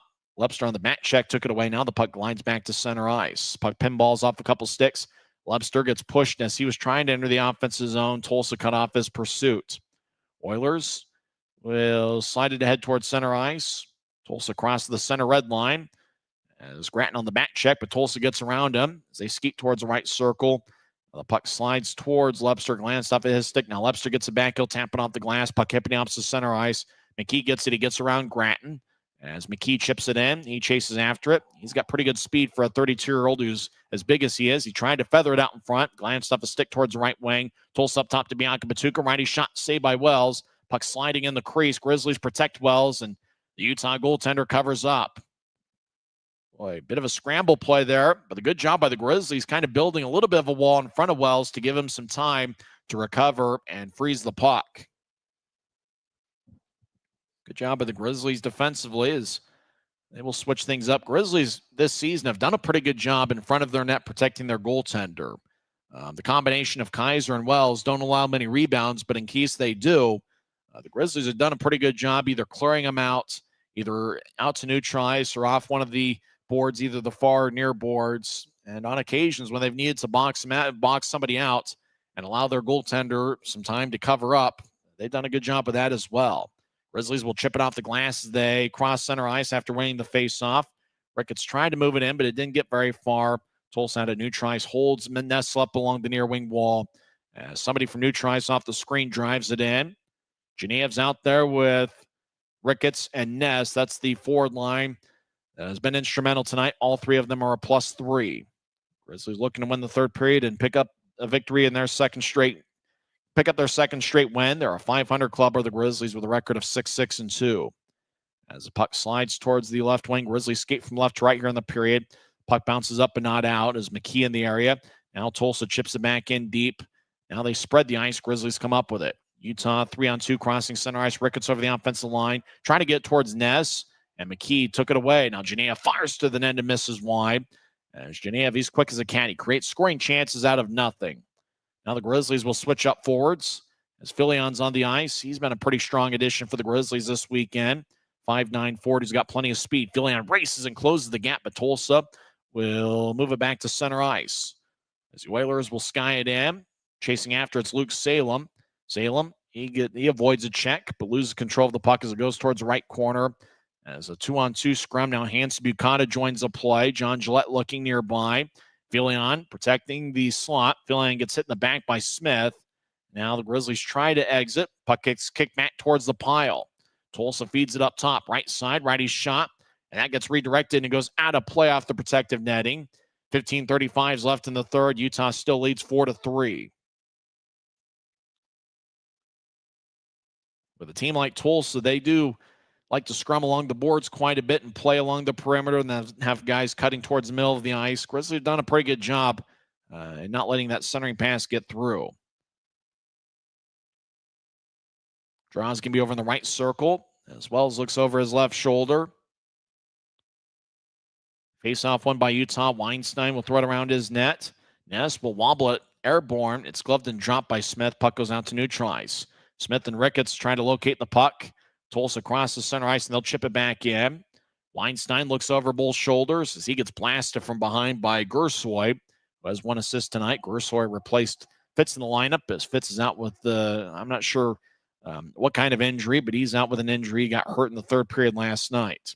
Tulsa across the center ice, and they'll sky it in. And Euler throws Utah to the ice. Wells cuts it off at the far goal line. So you get towards Felton. Felton around one skater as two Oilers collide. Felton moves out towards his right. Grizzlies will wobble it in as Utah makes a full line change. We played 5 minutes of this third period. Grizzlies still lead 4-3. All three of Tulsa's goals have been scored on a power play. Up ahead to the left wing. Tulsa stops on a dime. They get it back up top. As McNally throws towards the net. Shot save. Rebound shot saved by Wells. As the second shot was taken from down the middle of the ice. Now Tulsa kicks it towards the right side. Gratton throws it up but not out. Now another Grizzly gets it. And Manning crosses center ice. He's got 1 assist tonight. Stops. He's at the middle of the ice. Tries to push it towards his left. Now Gratton fires towards Sukanik. And the Tulsa goaltender makes the stop. Good job by Manning, using a little bit of patience. Skated into the offensive zone. Just kind of danced around from side to side. Waited for Gratton to get there. Manning fed it to Gratton, who had a good look from the left side near the corner. Sukanik made the stop. Grizzlies will have an offensive zone draw. Looks like they might be switching up skaters. Grizzlies have done a pretty good job, it seems like, in keeping shifts short, especially with 15 skaters, second night of a back-to-back. Tulsa, at home, sleeping in their own bed. It's just a lot of those factors coming into play. Grizzlies are one of the better conditioned teams in the league. And we'll see if they'll hold on here in the final 14 minutes and 18 seconds of regulation. Ness, Ricketts, and Geneva are on the ice. Draw one by Utah as Grizzlies get it towards Geneva. He gets it sticked away by Tulsa as Oilers cross center ice left wing. And they'll dump it in. Enns is in the area for Utah. Puck goes towards a corner. Utah gives a rough ride to an Oiler in the left corner as Ness gets the puck. And he'll race out to neutralize. Ness will wobble it towards his left. Grizzlies cross center ice, and they'll drive it in. Sukanik behind his net plays, and they'll drop it for an Oilers defenseman. Tulsa skating from right to left in the period as we see it on Flow Sports. As the puck ricochets off the boards, Ends will tap it off as it goes towards the Tulsa bench. Oilers were in the middle of a change, but they weren't caught with too many. McNally will sky it in as the puck ricochets off the end boards on one hop of the ice. Oilers skate onto Wells. Shot. That one's blocked away by Wells. That was a lefty shot. As puck to the left point. Ness and Friesen holds their ground on McAlien. Justin McAlien trying to yank at the puck. And it goes towards the Oilers. Now the Grizzlies come out with it. Felton will race around one Oiler. Now he worms his way around another. Oilers back defensively as the puck is dumped in from Campagna at center ice. Campagna sported a beard a couple years ago as a member of the Grizzlies. I think he still has that same beard. As the Oilers back to center ice. They'll slide it to center ice. Campagna in the area. Tulsa will chip it in as an Oiler gets around Campagna. I think that's number 8, Brody Stewart. Grizzlies Sage Weinstein. He'll fire it off the glass. Puck at center ice. Tulsa reset. Smith will slide it across. The Oilers will wing it ahead. It glanced off a stick. Grizzlies make a change. Weinstein comes up with it. He'll get it to Ends. As Colby Ends wearing number 5 looks over Bull's shoulders, he'll nudge it ahead. Grizzlies skate in. Luke Manning will take a lefty shot and goes wide. As Manning tried to go glove side but fired it over the crossbar. Now behind the net. Manning will let it go to the far corner. Tulsa gathers it. And they'll sky it out to center ice. Oilers regather it. They skate over the offensive line. Over the right point, Utah with a nudge in the back. Grizzlies cross center ice with it. Genev, he'll poke it to his left. Lepster chasing after it. Tulsa with the angle comes up with it as Lepster got forced towards the corner boards. Tulsa around center ice. Hansi Bukata. He'll guide it back in. So Grizzlies make a full line change. Less than 12 minutes left in the third period. Utah leads 4-3. Tulsa out to center ice. Elliott with 3 assists tonight. He'll loft it in. As racing towards the left corner, Felton, he avoids the check as Loudenbach. Now Weinstein knocks down an Oiler from behind the net. Tulsa tries to absorb the hit for Felton. Puck goes back to Gillette, and he'll guide it towards center ice. Spinning around is Filion. Now Gillette gets the puck at the right goal line. Tried to center it out in front. Sukanik dives in the crease. And Grizzlies score! While there was a loose puck, Sukanik thought he covered up. Tulsa argues the case. But it looks like it's 5-3 Grizzlies. And an Oilers picked up a penalty. So Filion was in the area. So was Felton. Is that Griffin Ness skating to the bench first? Well, let's see. We'll get a replay as Gillette gets the puck skated towards the right goal line. Centered it, glanced off the Sukanik. Puck was still alive. Filion was in the area. So is Friesen. And the referee signaled a goal. It could be Gillette, could be Filion. Friesen was looking nearby.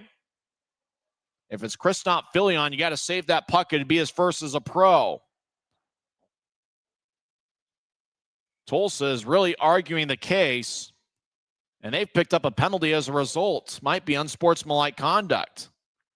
So Grizzlies might get a power play with 11:20 left in the third period. If it's Filion, it's his first as a pro. If it's John Gillette getting the goal, I'll tell you, a couple Grizzlies were hacking away. Tulsa's Sukanik was trying to cover it up as he was laying in the crease. If it's Gillette, it'd be his third goal of the season. And Tulsa continues to argue with one of the referees. As the puck crosses the goal line, looks like they're not going to take an extra look at it. It's 5-3 Utah. The goal is scored by John Gillette. It's his third of the year. Christoph Filion, who had 1 assist in 8 games last season with Idaho, gets his second pro assist and his first this season. He got the lone assist on the Gillette goal, 8:40 into the third. So John Gillette now has 3 goals this season. Grizzlies lead 5-3. Lepster tries to throw it out in front. Nobody home. Puck ricochets off the boards. It goes deep into the Grizzlies zone. As Utah runs it down, Grizzlies looking to build on their momentum and get a little bit more insurance. They lead 5-3. Reed Lepster skates towards his left, crosses center ice. He'll chip it into the left corner. Grizzlies chase after it as a referee jumps out of the way to get out of the puck. Hanson Bukata back in his own zone. He'll wing one angle right towards Granton. Gratton pitches back to his left. Grizzlies spread the ice. They try to dump it in. It's tapped away by Tulsa. As the Grizzly goes down at the Utah line, now the Grizzlies re-enter from the left wing. Utah trying to get across towards Ricketts, and he gets it sticked away. Oilers will sky it deep into the Grizzly zone. Wells comes up with the puck. He'll drop it behind his net. Grizzlies will reshuffle the deck and get a fresh four-man unit on the ice. As the Grizzlies are on the power play for the next 47 seconds. Not sure why the Oilers was in the box, although they were arguing the case quite a bit after Utah scored.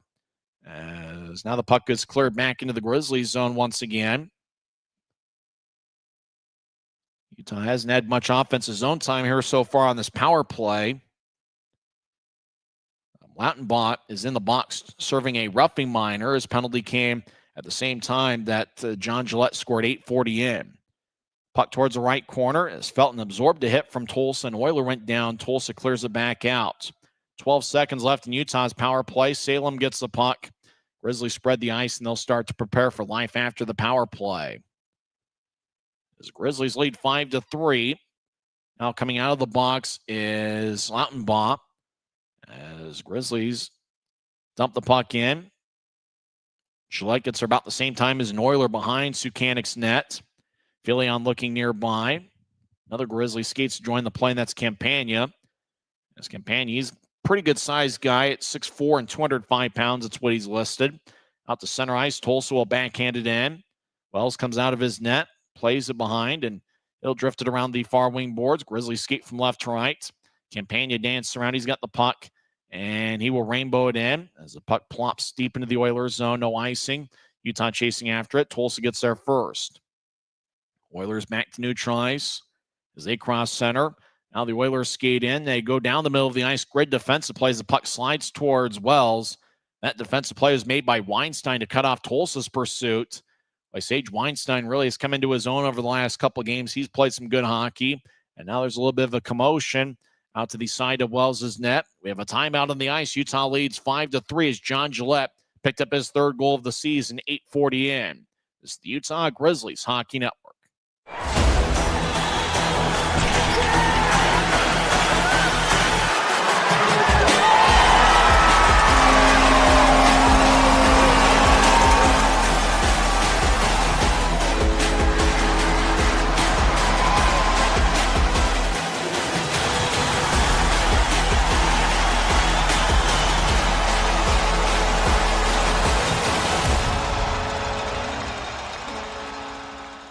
We're 20, and yeah, we're celebrating big. Because in 20 years, we didn't just make the gear. We made hockey cooler. They said we were too loud, too flashy, too different. They told us to tone it down. The Warriors don't tone it down. We go full throttle. And this is just the start. 20 years in, and we're just getting warmed up. We're still the brand that makes the gear you can win in, chirping, and partying. And if you thought we were bold before, just wait. The next 20 years start now. Well, the Grizzlies lead 5-3. There's 8 minutes and 33 seconds left in regulation.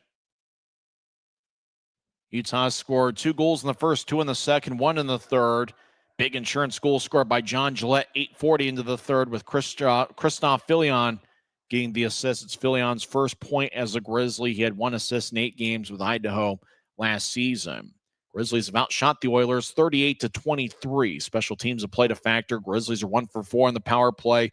Tulsa is 3 for 3. We're skating 5-on-5 as puck goes back to center ice. It was an offensive zone draw for the Oilers. Grizzlies skate from left to right as we attempt to see the game on Flow Sports.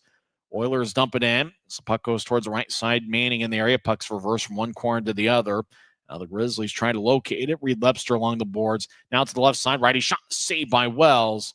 Boy, the puck kicked towards the near circle, and Tulsa had a pretty good look. Left side, McKee rolls it back around. Puck goes towards the right corner as the Grizzlies looking to win this one defensively here in the third period. Left side, righty shot, saved by Wells. He holds on. Grizzlies build the wall in front of the crease. As Dylan Wells so far tonight has saved 21 of 24. As Wells gives the puck to one of the linesmen. 7:57 left in the third. It looks like there's a timeout on the ice. We're back in 1 minute. Grizzlies lead the Oilers 5-3. This is the Utah Grizzlies Hockey Network. Every new day is a chance to be kinder to your body and your mind. U of U Health is here to help you build strength and confidence every day. Let us help you be a better you.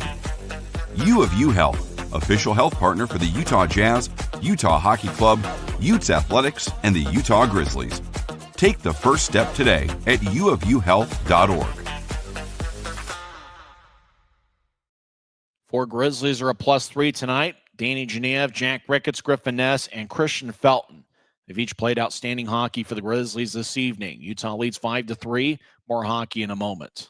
When you pay with the Nitro card at Maverick, you always save 10 cents or more on fuel every gallon, every day. And you could save a whole lot more thanks to Nitro Best Price.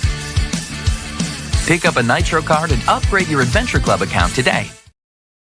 Draws in the Grizzlies zone. Dylan Wells has saved 22 of 25. Grizzlies have outshot the Oilers 38-25. Utah has a 6-5 edge so far in the third period.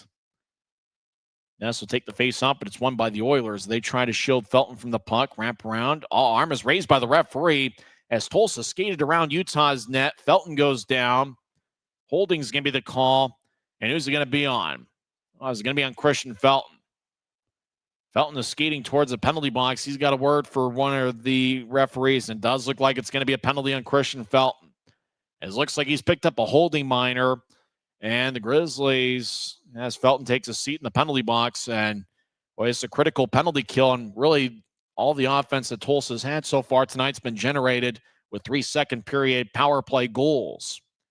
So this is a critical sequence here as they show Christian Felton. They don't show any Tulsa players in the penalty box, but they make sure to show visiting players every time they can. Bianca Batuka moves to the right side. Tulsa dance around. Gersoy back up top. Bianca Batuka. He'll chip it towards his left. Elliott with 3 power play assists tonight. He gets pushed towards the left corner. Grizzlies get, and they'll sell it out. Ness will come off the ice. Grizzlies keeping their shifts pretty short. 7.5 minutes left in the third period. Tulsa's hoping this power play is an opportunity for them to get back in the game. As the Oilers out towards center ice, and they dump it in. Salem gets a good shoulder check from Bianca Batuka. Battle in the left corner. As Elliott throws it towards the corner. Now back to the left circle. Backhand shot saved by Wells. And now the puck goes to the right corner. And just like 7-year-old soccer, everybody converges to where the puck is, just like everybody goes to where the ball is in soccer. Tulsa danced around to the right point. Now they'll saucer it towards the left side. Over in the corner, back up top, Bianca Batuka moves to his right. Lefty shot. Wells might have gotten a blocker in the way as the puck goes all the way deep into the Oilers zone. 6:42 on a running clock, third period.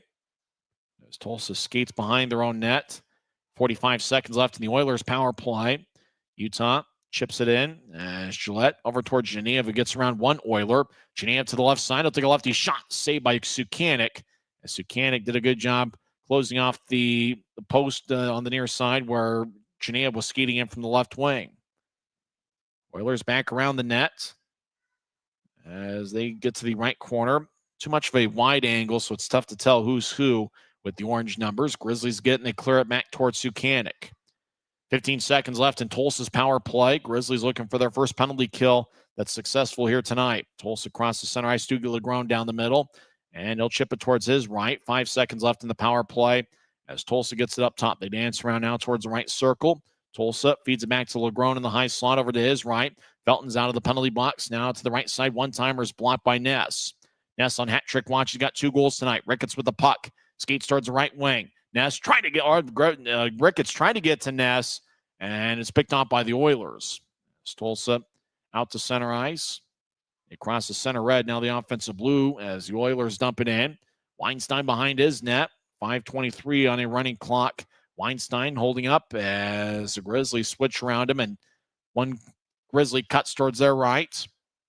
Weinstein dangling back and forth. He's played good hockey this weekend. He's played a ton of minutes. Weinstein is really coming into his own. As a first-year pro, just 20 years old, played in the WHL with Spokane. Weinstein continues to dance around, and the Oilers trying to initiate action. Weinstein throws it towards the near corner. Iverson trying to feed it to the left circle. It's sticked away back towards the corner. Weinstein will roll it around as Friesen chases after it. Tulsa overskates it. Friesen throws it up but not out. Oilers back behind Utah's net As Hanson Buchanan tries to protect his net, skating around Justin McAlian. He's out to the right side. He fires a righty shot, and it's blocked.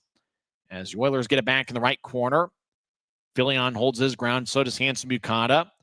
As the puck kind of stays over the right corner. Now Weinstein comes out with the puck. He'll backhand it ahead. It goes over Bianca Batuka and all the way down deep in the Oilers zone. 4:22 and counting in this third period. Grizzlies up 5-3. As Friesen chases over with McKee. McKee gets it taken away at center ice, but we get a whistle. And puck must have deflected into the bench area or something. We're not really sure. 4:16 left in the third. Utah leads 5-3. And we'll see if we have a timeout. It looks like we do. 4:16 left in the third. We'll find out how this one ends on the other side. This is the Utah Grizzlies Hockey Network. Since 1939, America First has helped people start businesses, buy homes and cars, and achieve their financial goals.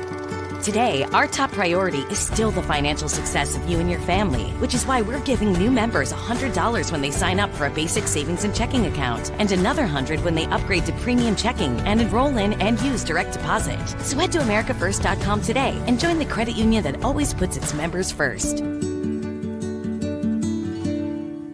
When you pay with the Nitro card at Maverick, you always save 10 cents or more on fuel every gallon, every day. And you could save a whole lot more thanks to Nitro Best Price. Pick up a Nitro card and upgrade your Adventure Club account today. Well, for the Grizzlies, they played some outstanding hockey at points tonight. Tulsa's 3 goals were scored on the power play in the second period. If you joined us late, Utah took a 2-0 lead after one period as Danny Genev scored 7:17 in, and then Griffin Ness on a beautiful backhand attempt as he batted it about waist high and it fired past Sukanik, 8:59 in. Tulsa scored back-to-back power play goals 31 seconds apart. Tyrell Goulbourne scored 3:13 in, and then 3:44 in. Easton Armstrong redirected a Bianca Batuka shot. Griffin Ness made it a 3-2 game. He scored a second of the night, 4:55 in. Jack Ricketts made it 4-2 Grizzlies. He scored 11:41 into the second period. Hanson Buchanan and Manning with the assists. And then Tulsa got their third power play of the second period. Armstrong scored from the right wing, 18:57 in. The lone goal scored so far in the third period is John Gillette. He hacked away. And he got the goal. Christoph Filion with the lone assist. That was 8:40 into the third. Tulsa's got the puck in the offensive zone. They get it up top. Connor Smith fires towards the net. Wells makes a save. Rebound goes to Utah. They'll chip it towards the near wing boards. Lepser tried to throw it out, and it bounced off of Smith, and it ricochets out to center ice. Tulsa will slide it back in. Wells behind his net will play it. The Grizzlies switch up skaters. Utah with 15 skaters tonight, 10 forwards and 5 defensemen. They've kept their shifts pretty short here tonight. Connor Smith dancing around to the left side. He'll get it across. Bianca Batuka fires towards the net. Got redirected before it got towards Wells as Tulsa was trying to redirect it. Now the Oilers get it back up top, but it goes past Bianca Batuka. Danny Genev retreats, gets the loose puck. He fires towards Sukanik on a tough angle and hits the side of the net as ricocheted off the far cage. As Ricketts gets blasted in the shoulder, as the Oilers will move it out to center ice. Salem couldn't reach it. Oilers try to close the gap. Tulsa gets there before Salem. They try to throw it out in front. Nobody home in front of Wells' net. Camera operator having a tough time picking up the action. It's a 2-on-2 scrum. Goulbourne hits Ness in the back. As now there's 2:47 left. Tulsa skates around Wells' net. They try to find Goulbourne out in front. Bouncing puck. Grizzlies will sky it out to center ice. Puck bounces at the Tulsa line. 2:35 left. Grizzlies lead 5-3. Tulsa's putting together a good effort to try to tie it up. Utah out to center ice. We believe Sukanik's still in there. And he is, as he'll probably come out for the extra attacker here shortly. Grizzlies at center ice. Manning throws it back in. And the Oilers will retreat after it. Time is on the Grizzlies side. 2:15 left in the third. Tulsa out to the right side, racing across one defenseman out. Tulsa skates in. Shot. As saved by Wells. As Drew Elliott was kind of out of control, skating at full speed. Just tried to kind of yank the puck. And just kind of tried to one-hand it, lunging the puck towards Wells. He tried to go 5-hole, but Wells closed the door, and he made the stop with 2:08 left in the third. And then Elliott, who was out of control, just crashed himself along the left corner boards as he had lost his balance. So Dylan Wells has done what he's needed to do to pick up a W. He has saved 25 of 28, and all 3 of Tulsa's goals were on a power play. And so it looks like It's possible Rob Murray's used his one timeout as both teams are going to their respective benches. John Buchanan in a gray suit jacket. Second straight night he's worn that same suit jacket. And he will talk with his team. And Rob Murray, who's in the AHL Hall of Fame, he's going to drop a few plays. Murray has 498 victories as an ECHL head coach. He also has 3 seasons as a head coach with the AHL's Providence Bruins. Rob Murray, former NHL player, he's had quite the hockey life. And he will talk with what we believe is a six-man unit. I got to think Sukanik's going to come off for an extra attacker. So the 30-second timeout has come to a close. As Buchanan continues to talk with Luke Manning and a couple other Grizzlies. So it's a 2-goal game. Tulsa's trying to make it interesting here at the end.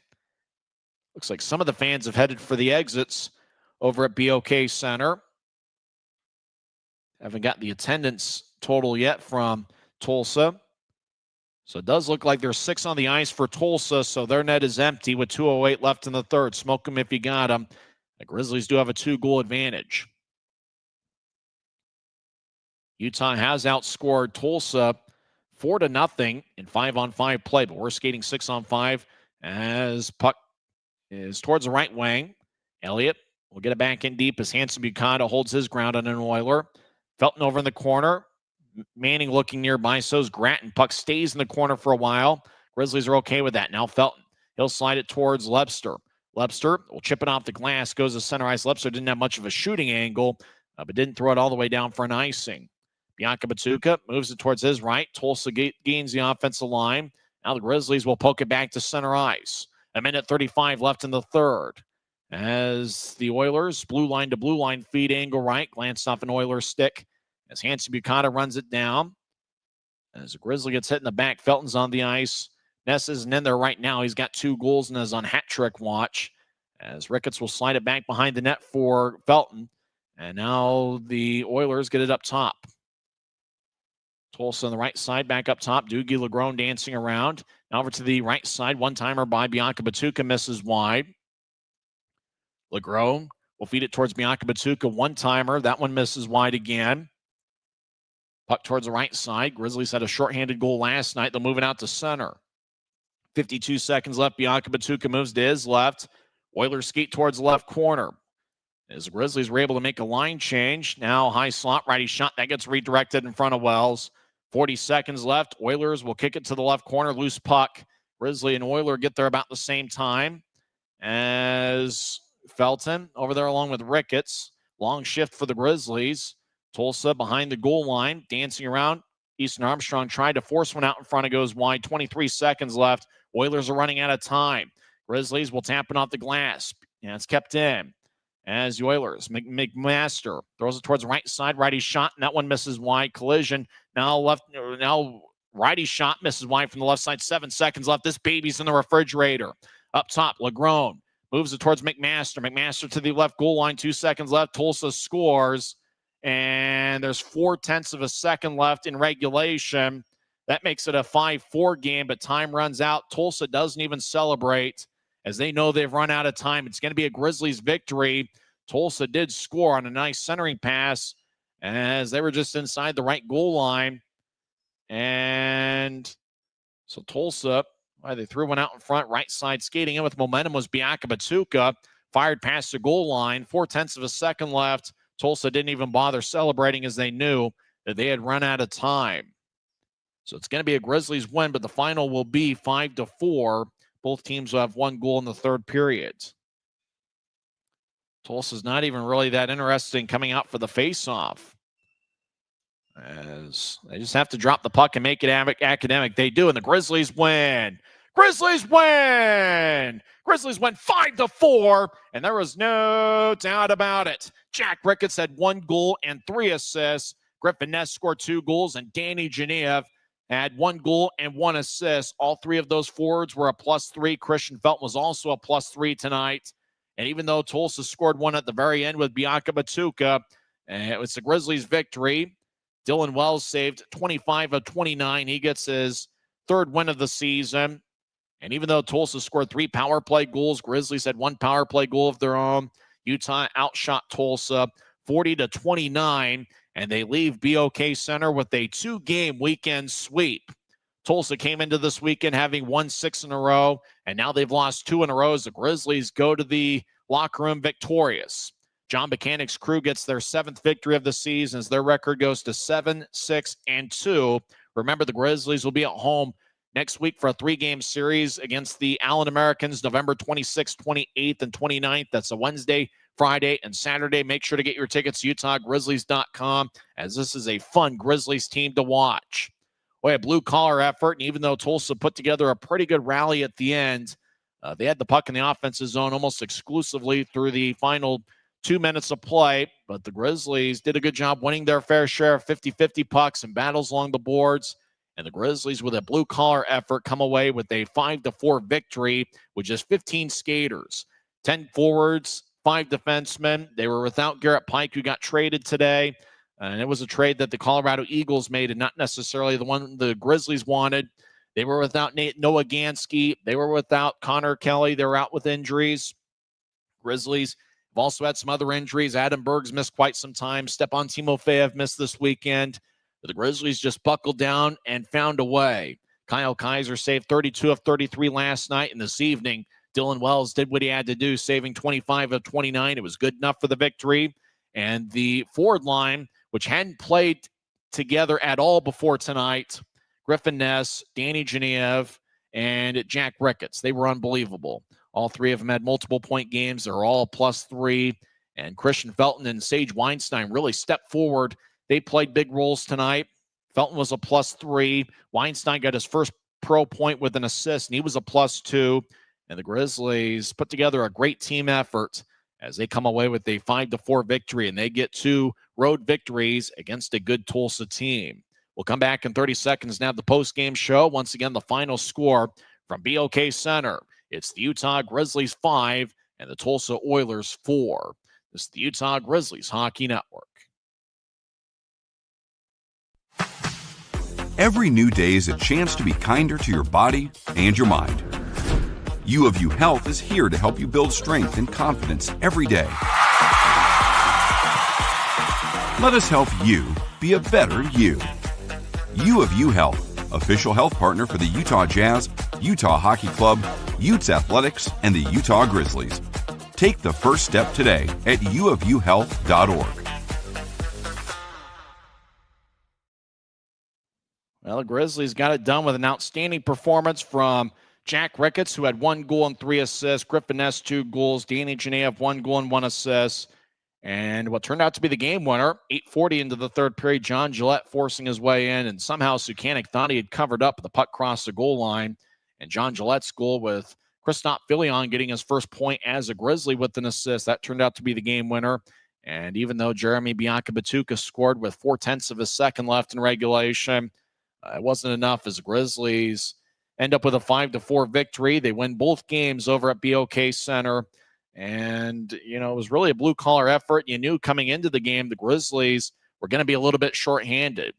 You can skate 18 skaters and 2 goaltenders, but the Grizzlies had just 15, 10 forwards, 5 defensemen. He mentioned Gansky and Connor Kelly were out with injuries. We're not sure how long they'll be out. The Grizzlies ended up signing J.C. Campagna earlier today just to get to 15 skaters. Utah's had quite a few injuries, and then Garrett Pike was in an AHL trade, and so his time with the Grizzlies has come to an end. Certainly not what the Grizzlies wanted, as Pike was one of their best defensemen, but the Eagles made a trade as they sent Pike to Hershey and they got a forward in exchange. We may see that forward at some point. We're not really sure. And so the Grizzlies came in a little bit shorthanded, and they knew that Tulsa wanted a little bit of revenge from last night as Tulsa came into this weekend having won 6 in a row. Grizzlies won 3-1 last night, and Utah came out buzzing.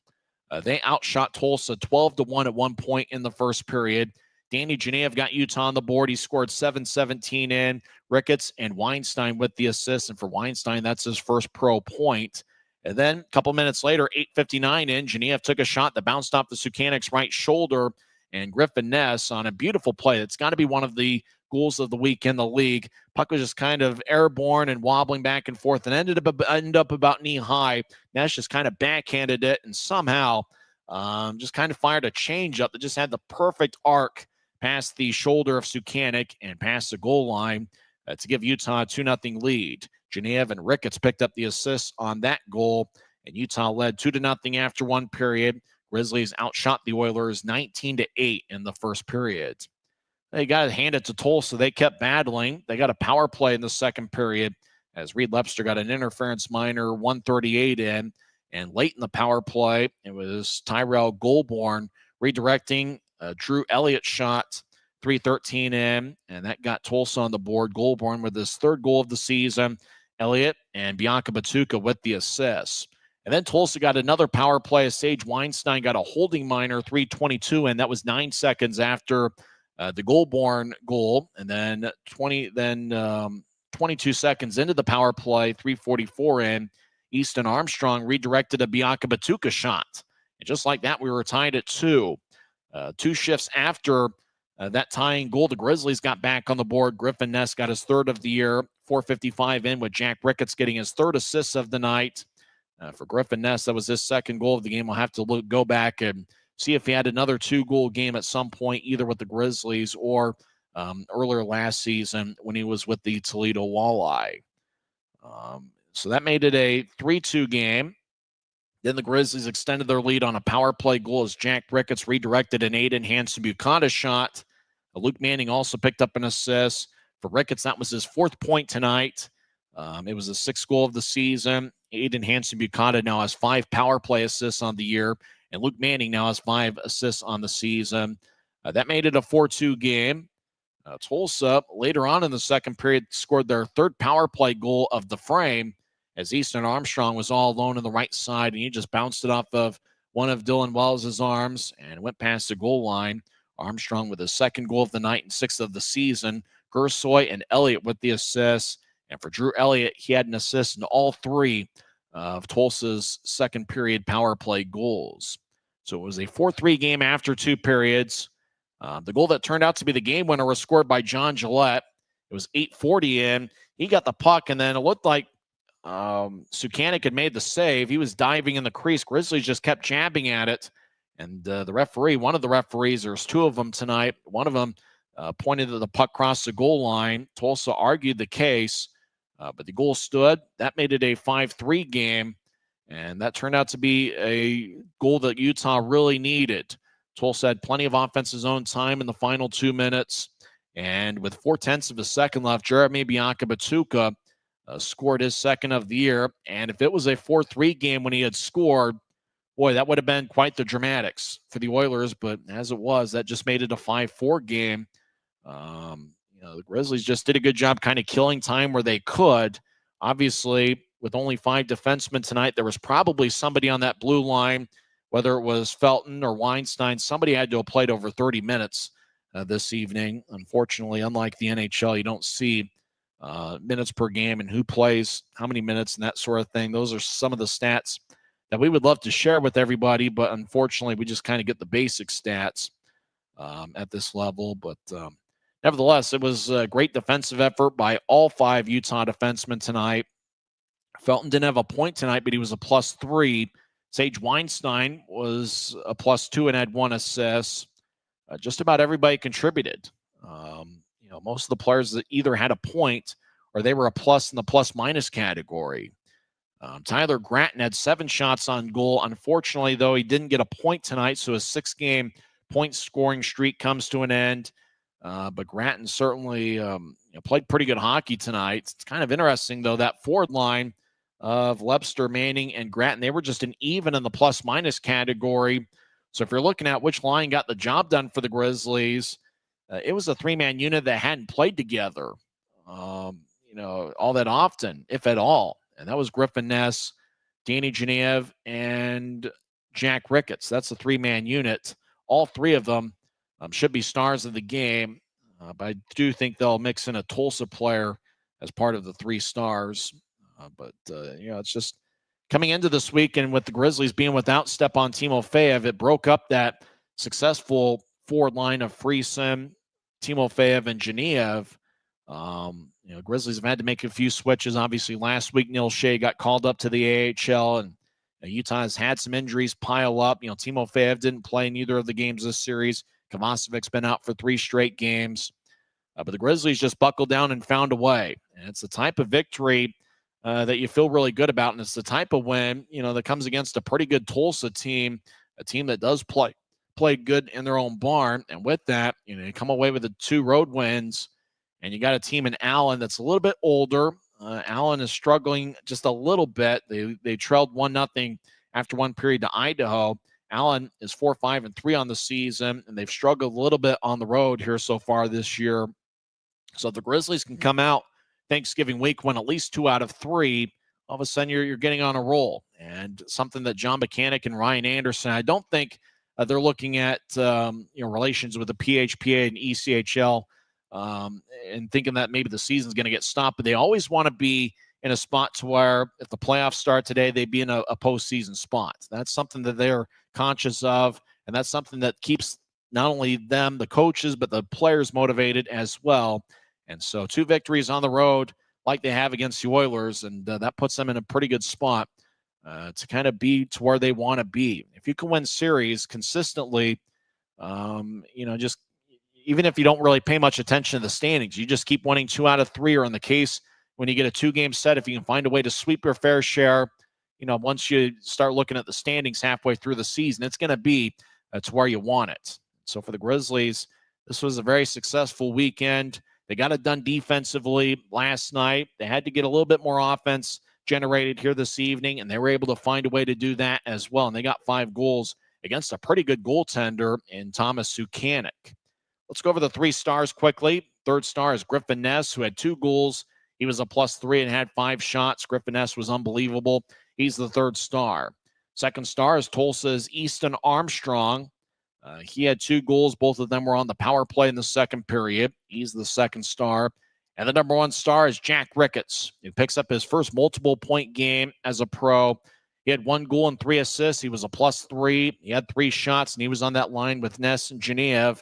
He's the number 1 star of the game. You got to give honorable mention honors to Danny Genev, who had 1 goal and 1 assist. He was a +3 and had 7 shots.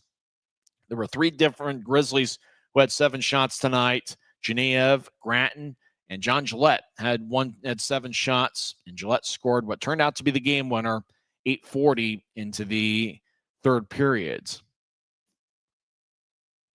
So the Grizzlies are now 2-0 against Tulsa this season, and all time, the Grizzlies are 44-25-7 against the Oilers. Utah will be back at BOK Center for one more road game on the road at Tulsa. That's going to be December 21st, and then Tulsa will be at Maverick Center for a 3-game series on March 12th, 14th, and 15th, the next to last homestand in team history. That was a fun one tonight. Grizzlies get the 2-game sweep, and Utah will be back home on Wednesday night. 6:50 pregame show, 7:10 face-off as they take on the Allen Americans. Well, thanks for hanging with us. Unfortunately, with the remote feed in Tulsa, which is notorious for not really doing a good job picking up the action, we tried to do the best we could, and hopefully you're able to follow along on the action. If you're just tuned into YouTube, which is essentially our radio broadcast for this season. But the Grizzlies played well tonight. They played well all weekend. It looks like they're going to be a fun team all season long. So make sure to come on out to Maverick Center and see the Grizzlies in person. They've got 3 games next week against the Allen Americans. Next Wednesday, Friday, and Saturday face-off. All 3 nights will be at 7 o'clock. Once again, in 2 hours and 38 minutes, in front of a pretty good crowd of 9,071, it was a Jack Ricketts show. He scored 1 goal and 3 assists. Griffin Ness had 2 goals. Danny Genev, 1 goal and 1 assist. Christian Felton was a +3, and Dylan Wells gets his 3rd victory of the season as he stopped 25 of 29. Next broadcast of Grizzlies hockey will be on Wednesday night, 6:50 pregame show, 7:10 face-off. I'm Tyson Whiting, and I'm just pursuing my dream, and that's to someday get to the National Hockey League. You've been listening to the Utah Grizzlies Hockey Network. Good night, everybody.